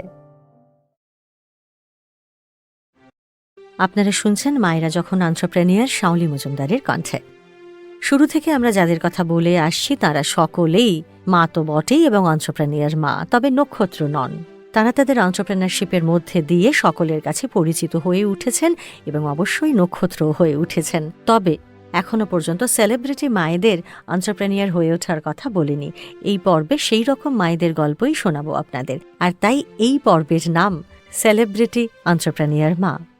সাধারণ মায়েরাই যেখানে সেলিব্রিটি হয়ে উঠছেন, সেখানে যে সেলিব্রিটি মায়েরা এগিয়ে থাকবেন এই কথা নতুন করে হয়তো বলার কিছু নেই। তবে উদ্যোগ নেওয়ারও তো একটা শুরু থাকে। আর সেলিব্রিটি হলেও কাউকে না কাউকে তো প্রথমবার শুরুটা করতেই হয়। আর তাই সেলিব্রিটি এন্টারপ্রেনিউর মায়েদের কথা বলতে গেলে এমন এক নাম দিয়ে শুরু করি বরং যার সঙ্গে সরাসরি বাণিজ্যের কোনো যোগাযোগ নেই। তবে হ্যাঁ, যে সময়ে তিনি উদ্যোগটা নিয়েছিলেন সেই উদ্যোগের কথা কোনো বাঙালি মা ভেবেই উঠতে পারেননি। পাশে স্বামী দিবানাথ আর কোলে ছোট্ট মুনমুনিকে নিয়েও রমা সেন ভাবতে পেরেছিলেন যে তিনি সিনেমার নায়িকা হবেন। এই ভাবনাটাই সেই সময় কোনো মায়ের পক্ষে একেবারে অবাস্তব ছিল, সন্দেহ নেই। কারণ সেই সময় ধারণা ছিল মেয়েদের গর্ভে সন্তান আসা মানে গ্ল্যামারের ক্যারিয়ার শেষ। তাই আগে ক্যারিয়ার বুঝে নিয়ে তারপরে পরিবারের পরিকল্পনা করাটা রেওয়াজ ছিল। রমা সেন শুরুটাই করলেন কিন্তু একেবারে বিপরীত পথে। সেই ব্যতিক্রমী ভাবনাটা ভাবার মতো বুকের পাটা ছিল বলেই তিনি সুচিত্রা সেন হয়ে উঠতে পেরেছিলেন। না, সুচিত্রা সেন কোনো বাণিজ্যিক উদ্যোগের সঙ্গে নিজেকে জড়াননি ঠিকই, তবে চেনা গতের বাইরে যে পা রাখতে শিখিয়েছিলেন সেই জন্য তাকে এন্টারপ্রেনিউর মায়েদের পথপ্রদর্শক বলাই যায়। তবে এই সময়ের অনুষ্কা শর্মা থেকে সুজান খানরা কিন্তু রীতিমতো সেলিব্রিটি এন্টারপ্রেনিউর মা। বাণিজ্যিক ক্যারিয়ারে অত্যন্ত সফল তাঁরা। তবে এদের মধ্যে অনুষ্কা শর্মা কিন্তু ব্যবসাটা শুরুই করেছিলেন সংসারে সন্তান আসার আগে। কিন্তু ভামিকা যখন গর্ভে এসে গেল, অনুষ্কা তার কোনো কাজ থেকেই পিছিয়ে আসেননি, বরং বাণিজ্যের আরও বেশ কয়েকটা নতুন পথে পা রেখেও সাফল্য লাভ করে গেছেন। সন্তান যে কখনোই ক্যারিয়ারের অন্তরায় নয়, এ কথা স্পষ্ট করে বুঝিয়ে দিয়েছেন অনুষ্কা। বলিউডে এক ব্যতিক্রমী নজর তৈরি করে ফেলেছেন অনুষ্কা শর্মা। যে বয়সে তিনি প্রযোজনার ব্যবসায় এসেছেন, সাধারণত সেই বয়সে নায়িকারা এই ব্যবসার স্বপ্নও দেখেন না। মাত্র 25 বছর বয়সে ছবি প্রযোজনার জগতে এসেছেন অনুষ্কা। সঙ্গে তার ভাই কর্ণেশ শর্মাও ছিলেন। অনুষ্কাদের প্রযোজনা সংস্থার নাম ক্লিন স্লেট ফিল্মস। ইতিমধ্যে ফিচার ছবি ওয়েব সিরিজ আর টেলিভিশনের কাজও করে ফেলেছে অনুষ্কার প্রযোজনা সংস্থা। তবে অনুষ্কা কিন্তু শুধু তাঁর প্রযোজনা সংস্থা নিয়েই থেমে নেই, ব্যবসার আরও নতুন দিগন্তে ছড়িয়ে পড়েছেন তিনি। হ্যাঁ, কোলে তার সন্তান নিয়েই বাণিজ্যের এই নতুন পথেও নিজের চলাচল মসৃণ করে ফেলেছেন নায়িকা। তার এই নতুন উদ্যোগের নাম নুশ। এটি তার নিজস্ব ফ্যাশন ব্র্যান্ড। অনুষ্কা বরাবরই ফ্যাশন সচেতন। তিনি নিজেই জানিয়েছেন, দেশের বিভিন্ন প্রজন্মের মেয়েরা কীভাবে নিজেদের পছন্দে, স্টাইলে আর স্টেটমেন্টে বদল নিয়ে আসছে তা নিয়ে অনুষ্কার কৌতূহল বরাবরের। এই ফ্যাশনের বদলটা তিনি খুব কাছ থেকে খুঁটিয়ে লক্ষ্য করতেন। সেই বদল লক্ষ্য করতে করতে ফ্যাশন নিয়ে তার নিজের ভাবনা সাজিয়ে তুলেছেন অনুষ্কা। সেই ভাবনার উপর ভিত্তি করেই তৈরি হয়েছে নুশ। নিজে মা হওয়ার পরে তার এই ফ্যাশন সচেতনতা আরও বৃদ্ধি পেয়েছে। এবার বরং অনুষ্কা বুঝতে পেরেছেন ভারতের বর্তমান প্রজন্মের মায়েরা ঠিক কেমন ধরনের স্টাইল পছন্দ করছেন। অনুষ্কা তো তবু মা হওয়ার আগেই ব্যবসাতে হাত দিয়েছিলেন, কিন্তু গৌরী খান তো নিজের যা কিছু বাণিজ্যিক উদ্যোগ শুরুই করেছেন তার দুটি সন্তান হবার পরে। শাহরুখ খানের সঙ্গে মিলে তার প্রথম ব্যবসা রেড চিলিজ এন্টারটেনমেন্ট নামের প্রযোজনা সংস্থা। এর আগে অবশ্য অন্য নামে একটা সংস্থা ছিল, কিন্তু গৌরী খান এই সংস্থার হাল ধরার পর থেকে বলিউডে একের পর এক হিট ছবির যোগান দিতে শুরু করলেন তিনি। সেই থেকে শুরু। এরপর আর শাহরুখ খান তাদের প্রযোজনা নিয়ে খুব বেশি একটা সময় দিতেও পারেন না, গৌরী একাই সামলান। শুধু সিনেমা বা ওয়েব সিরিজ তৈরি করেই ক্ষান্ত হননি গৌরী। তার নিজের প্যাশন বরং আরও অন্য রকম। গৌরী খানও স্টাইলিস্ট।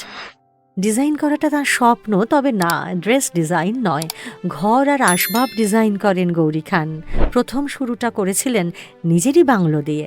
শাহরুখ খান আর তার নিজের দিল্লির বাড়ি সাজিয়েছেন গৌরী খান নিজে, এমন করে সাজানো যে সে বাড়ির একটা অংশ ট্যুরিজমকে ভাড়া দেওয়া হয়েছে।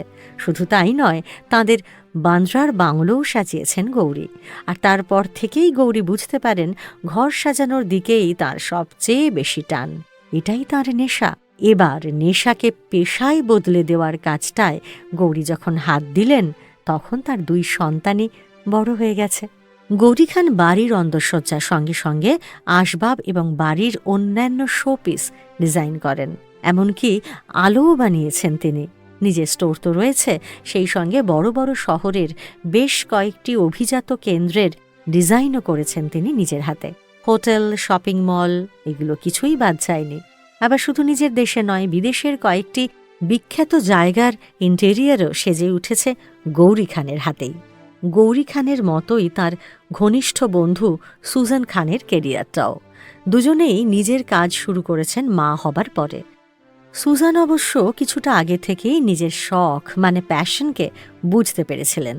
গৌরী যেমন কাজ করতে করতে বুঝেছেন যে তিনি সবচেয়ে বেশি স্বচ্ছন্দ হলেন ইন্টেরিয়ারে, সুজান কিন্তু নিজের যোগ্যতার কথা বরাবরই জানতেন। ঋত্বিক রোশনের প্রাক্তন স্ত্রী নিজের branded store the charcoal project খোলার আগে গৌরীর সঙ্গে মিলে একসঙ্গে কাজও করেছেন। সুজান খান এখন অবশ্য একাই কাজ করেন। তিনিও অন্দরসজ্জার সঙ্গে সঙ্গে বাড়ির আসবাবও ডিজাইন করে দেন। শুধু তাই নয়, দেশের বিখ্যাত শিক্ষণ কেন্দ্রর ফ্র্যাঞ্চাইজিও নেওয়া আছে তার। আবার এসবের সঙ্গেই সন্তানদের মানুষ করার দায়িত্বটাও নিজে হাতে বেশ সামলাচ্ছেন। নিজের হাতে ব্যবসা সাজিয়ে তোলার সঙ্গে সঙ্গে নিজের প্রাক্তন সংসারটাও সুন্দর করে সাজিয়ে রেখে দিয়েছেন সুজান খান। সুজান আর গৌরীর মতো শিল্পা শেট্টি কুন্দ্রাও নিজের প্যাশন খুঁজে পেয়েছেন ফ্যাশনে, অর্থাৎ স্টাইলিংয়ে। তবে পোশাকের নয়, শরীরের। তার প্যাশনের নাম ফিটনেস। শরীরের নিজস্ব স্টাইল বজায় রাখায় তিনি বদ্ধপরিকর। সেই সঙ্গে এই স্টাইলটাই যাতে ভালো থাকার মূল মন্ত্র করে তোলা যায়, সেই কারণেই তার যাবতীয় উদ্যোগ এই ফিটনেসকেই কেন্দ্র করে। সুগন্ধিতেও তার উৎসাহ খুব বেশি। সুগন্ধির ব্যবসাও কিন্তু শিল্পা শুরু করেছেন তার সন্তান জন্মানোর পরেই। বলা বাহুল্য, শিল্পার ব্যবসা এখন দেশের পরিসর ছাড়িয়ে বিদেশেও সমানভাবে জনপ্রিয় হয়ে উঠছে। প্রিয়াঙ্কা চোপড়া জোনাসও তাঁর ব্যবসার শুরুটা করেছিলেন সন্তান আসার আগে। অভিনয়ের পাশাপাশি তিনি হলিউডের প্রযোজকও বটে। সেই সঙ্গে বিদেশের মাটিতে নিজের রেস্তোরাঁও ভালোই সামলাচ্ছিলেন। তবে সন্তান আসার পরে প্রিয়াঙ্কার বাণিজ্যিক উদ্যোগ যেন আরও বেশি করে দেখা দিল। প্রিয়াঙ্কা এখন প্রযোজক আর হোটেলের ব্যবসা দুটোই সামলাচ্ছেন। সেই সঙ্গে ঘর সাজানোর পসরা নিয়ে নিজস্ব ব্র্যান্ডও খুলে ফেলেছেন। অবশ্য এখানে তার সঙ্গে পার্টনারশিপে আছেন একজন মার্কিন এন্টারপ্রেনিয়ার। তবে তাতে কি, মূল ভাবনা আর স্টাইলিং তো প্রিয়াঙ্কার নিজস্ব। সন্তান মানুষ করতে করতে ব্যবসা করছেন এমন সেলিব্রিটি মায়ের সংখ্যা নেহাত কম নয়, কি বুঝলেন তো? তবে সফলদের মধ্যেও কেউ কেউ আরও বেশি সফল থেকে থাকেন। এতক্ষণ যে মায়েদের কথা বললাম তারা তেমনই গোত্রের। সংসার আর জীবনের চাপে এমন মায়েদের কখনো কোনো অসুবিধা হয় না, সেটা কি বিশ্বাসযোগ্য? তাই সেই অসুবিধেগুলো নিয়েই একটু কথা বলাই যেতে পারে। সমস্যা তো সবার আছে, দেখুন, কার নেই? যারা কাজ করেন তাদের সকলেরই কিছু না কিছু সমস্যা আছে। আবার সমস্যা মিটিয়ে কাজটাও তো চালিয়ে নিয়ে যেতে হবে, কারণ তারই নাম অগ্রগতি। আর আমাদের কথাতেই আছে চরৈবেতি। এই ব্যাপারটা আমরা সকলেই কম বেশি জানি এবং মানিও, না মেনে উপায় কি? কিন্তু ঘরের মা বাণিজ্য করতে বসলে মুশকিলটা বেড়ে যায় বেশ খানিকটা। ঘরে কে সময় দেবে? সন্তান মানুষ করবে কে? পরিবারের দেখভাল করবে কে শুনি? আবার মায়ের সঙ্গ না পেয়ে সন্তানের বর্তমান আর ভবিষ্যৎ নিয়েও কম দুশ্চিন্তা থাকে না। মায়েদের মনও সেই দুশ্চিন্তা অস্বীকার করতে পারে না। আসলে খুঁত খুঁজে বেড়ান যারা, তারা চিরকাল খুঁতই খুঁজবেন। তাই নিয়ে আর নতুন করে বলার কিছু নেই। কিন্তু এমন কিছু আশঙ্কা থেকেই যায় যেগুলো সত্যি উড়িয়ে দেওয়ার মতো নয়, সেগুলো বেশ সমস্যার আকার নেয়। সেই রকম সমস্যা বা অসুবিধের কথাই বলবো আজকের পর্বে। আর তাই আজকের পর্বের নাম এন্টারপ্রেনিউর মায়েদের সমস্যা। ধরুন এমন কোনো একজন মা যিনি প্রথম থেকেই তেমন কিছু একটা করতেন না, হঠাৎ করে কাজ শুরু করলেন। সেখানে পারিবারিক সমস্যা ছাড়াও বেশ কিছু বাস্তবিক সমস্যাও দেখা দিতে পারে। প্রথম যে সমস্যাটা সবচেয়ে বড় হয়ে দেখা দেবে তা হলো সময়। এর আগেই বলেছিলাম একদম শুরুতেই সময়টাকে সুন্দর করে ভাগ করে নিতে হবে, ক্যালেন্ডার বানাতে হবে। কিন্তু সমস্যা হলো শুরুতেই বুঝে ওঠা সম্ভব নয় যে সময়টা কি করে ভাগ করে নেবেন। সন্তান জন্মানোর আগে থেকে যারা কাজ করছেন তারা মোটামুটি ভারসাম্য বজায় রাখতে পারেন, বাকিদের ক্ষেত্রে সমস্যাটা বেশি। কলকাতার এক বিখ্যাত ফ্যাশন ডিজাইনার অবশ্য মনে করেন, সন্তান জন্মানোর আগে কিংবা সে খুব ছোট থাকতে থাকতে মায়েরা যদি ব্যবসা দাঁড় করিয়ে দিতে পারেন, তাহলে সেই ব্যবসার সঙ্গে বেশ কিছু মানুষজন যুক্ত হয়ে যেতে পারেন। সেক্ষেত্রে মাকে সব সময় দিতে হয় না। সন্তানের সঙ্গে কাটানোর মতো সময় তিনি ঠিক বের করে নিতে পারেন। যেমন নিজের উদাহরণ দিয়ে বলেছিলেন, তার বুটিকে যেহেতু জেলা থেকে আসা বেশ কয়েকজন মেয়ে কাজ করেন, তাই ছেলেকে সময় দিতে তার কোনো অসুবিধে হয় না। ছেলে বড় হওয়ার সময়টাতে তার ব্যবসাও ততদিনে বেশ প্রতিষ্ঠা পেয়ে গেছে। তার কর্মীরাও নিজেদের দায়িত্ব ততদিনে ভালো রকম বুঝেও গেছেন। এবার আর তাকে সর্বক্ষণ দেখাশোনা না করলেও চলত। তাই সংসার আর বাণিজ্য দুটো একসঙ্গে সামলাতে তাকে খুব একটা ঝক্কি পোহাতে হয়নি। কিন্তু সব মায়েদের অবস্থা তো এমন সুখের হয় না। ফলে সংসারের চাপ বেশি পড়লে বাণিজ্যের দিকে সমস্যা আসাটা একটু স্বাভাবিকই। যে সময়টা ব্যবসায় দেওয়া উচিত সেই সময়টা যদি সংসার সামলাতে চলে যায় তাহলে তো ব্যবসায় লোকসান। অনেকের পক্ষে আবার আর্থিক দিকটাও সমস্যায় ফেলতে পারে, কারণ প্রাথমিক পর্বে বিনিয়োগ করার মতো অর্থ জোগাড় করাটা সকলের পক্ষে সম্ভব হয় না। তবে অবশ্য এন্টারপ্রেনিউর মায়েরা এমন অনেক ব্যবসার কথা ভাবতেই পারেন যেখানে শুরুতে খুব বেশি একটা আর্থিক বিনিয়োগের দরকারই পড়ে না। যে কোনো ব্যবসায় একটানা লেগে পড়ে থাকাটাও অন্যতম প্রধান শর্ত। সংসার আর সন্তানের চাপে অনেক সময়ই সেই শর্ত পূরণ করা হয়ে ওঠে না। নিয়মিত সময় দেওয়ার অভাবে অনেক এন্টারপ্রেনিউরশিপই অঙ্কুরেই বিনষ্ট হয়ে যায়। বিশেষজ্ঞরা বলছেন, বিনিয়োগের জন্য মায়েরা শুরুতেই নিজের সঞ্চয় বা নিজস্ব ক্রেডিট কার্ডের ওপরেই বেশি নির্ভর করেন। কিন্তু পরে ব্যবসা বড় হলে দরকারে ভেঞ্চার ক্যাপিটালিস্টদের কাছে ফান্ডের জন্য গেলে একজন পুরুষ ব্যবসায়ীর তুলনায় অনেক কম সাড়া পান। বিশেষ করে যদি তিনি মা হয়ে থাকেন, তাহলে সে ব্যবসা যতই নতুন ধরনের হোক না কেন, ভেঞ্চার ক্যাপিটালিস্টদের বিশেষ আগ্রহ থাকে না। কারণ তারা অবধারিতভাবে মনে করেন যে ব্যবসার থেকে মায়ের সন্তানের প্রতি আগ্রহই অনেক বেশি থাকবে। আন্তর্জাতিক বিশেষজ্ঞরা আরও একটি বড় কথা বলছেন। বাণিজ্যে মায়েদের সবচেয়ে বড় ব্যর্থতার কারণ হল একটি শব্দবন্ধ, ইংরেজিতে যাকে বলা হয় মাম্মি গিল্ট। শব্দটা থেকেই অর্থটা স্পষ্ট। নিজেকে অপরাধী বলে মনে করা। মায়েরা সচরাচর যেটা করে থাকেন সব থেকে বেশি, ব্যবসার জন্য কাজ কিংবা বাইরের কাজ করতে গিয়ে তাদের সবচেয়ে বেশি মনে হয় যে এই বুঝি সন্তানের যত্নে কোনো রকম অবহেলা হয়ে গেল। সেই কারণেই যথেষ্ট সময় দেবার পরেও আবারও সন্তানদের কাছে ফিরে আসেন। এর জন্য ব্যবসায় অনেক ক্ষেত্রেই ক্ষতি হয়ে যাওয়ার সম্ভাবনা থেকে যায়। এই সমস্যা থেকে রেহাই পেতে সবার আগে নিজের সময়টা তাই ভাগ করে নেওয়া খুব জরুরি। কতটা সময় সংসারকে দেবেন বা সন্তানকে দেবেন আর কতটা সময় নিজের ব্যবসাকে দেবেন, আগে সেই ভাগটা করে নিতে হবে। নিজের মনের সঙ্গে লড়াইটাও আগে সেরে নিন, তাহলে আর নিজেকে অপরাধী বলে মনে হবে না। সংসারের সময় চুটিয়ে সংসার আর ক্যারিয়ারের সময় ক্যারিয়ার। সময়ের এই ভাগটা করে নিতে না পারলে মায়েদের উদ্যোগ বিফলেই যাবে। মায়েদের আরও একটা বড় সমস্যা রয়েছে, নিজেদের কৃতিত্ব, প্রাপ্তি, যোগ্যতা ইত্যাদি সমস্ত ব্যাপারকে একটু ছোট করে দেখা। এই প্রতিটি বিষয়ের ওপরেই তার ব্যবসায়িক ক্যারিয়ার এবং সাফল্য নির্ভরশীল। কিন্তু বেশিরভাগ মা কখনোই নিজের এই দক্ষতার মাপকাঠির প্রতি একেবারেই সচেতন নন। এর ফলে নিজের যোগ্যতা সম্পর্কে নিজেরাই জানেন না, আর সেই কারণে নিজের যোগ্যতা সম্পর্কে তাদের আত্মবিশ্বাসও তৈরি হয় না। আর এই আত্মবিশ্বাসের অভাবে নতুন করে ব্যবসা শুরু করতেও পারেন না। শুধু তাই নয়, যদিও বা কোনো কাজ শুরু করেন, সেই কাজের সঠিক মূল্যায়ন করে উঠতে পারেন না।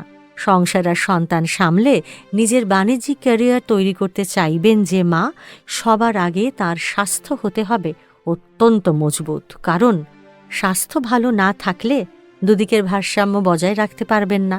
কিন্তু বেশিরভাগ মায়েরাই নিজেদের স্বাস্থ্য নিয়ে একেবারেই সচেতন নন।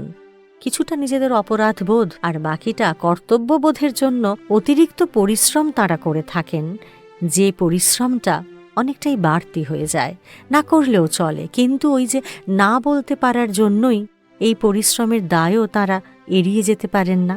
এর ফলে বাড়তি দায়িত্ব কাঁধে এসে চাপে। না বলতে না পারাটা মায়েদের আর এক প্রধান সমস্যা। এর প্রভাবও তাদের ব্যবসায় গিয়েই পড়ে। উদ্যোগী মায়েদের আরও একটা সমস্যা খুব বড় করে দেখা দেয়, প্রয়োজনীয় মেন্টর পান না অনেকেই। বাড়ি কিংবা বাইরের দুনিয়ায় প্রায় কেউই মায়েদের এই নতুন ব্যবসায়িক উদ্যোগকে খুব একটা গুরুত্ব দেন না, সিরিয়াসলিও নেয় না। ফলে কাঙ্ক্ষিত সমর্থনও পান না তারা।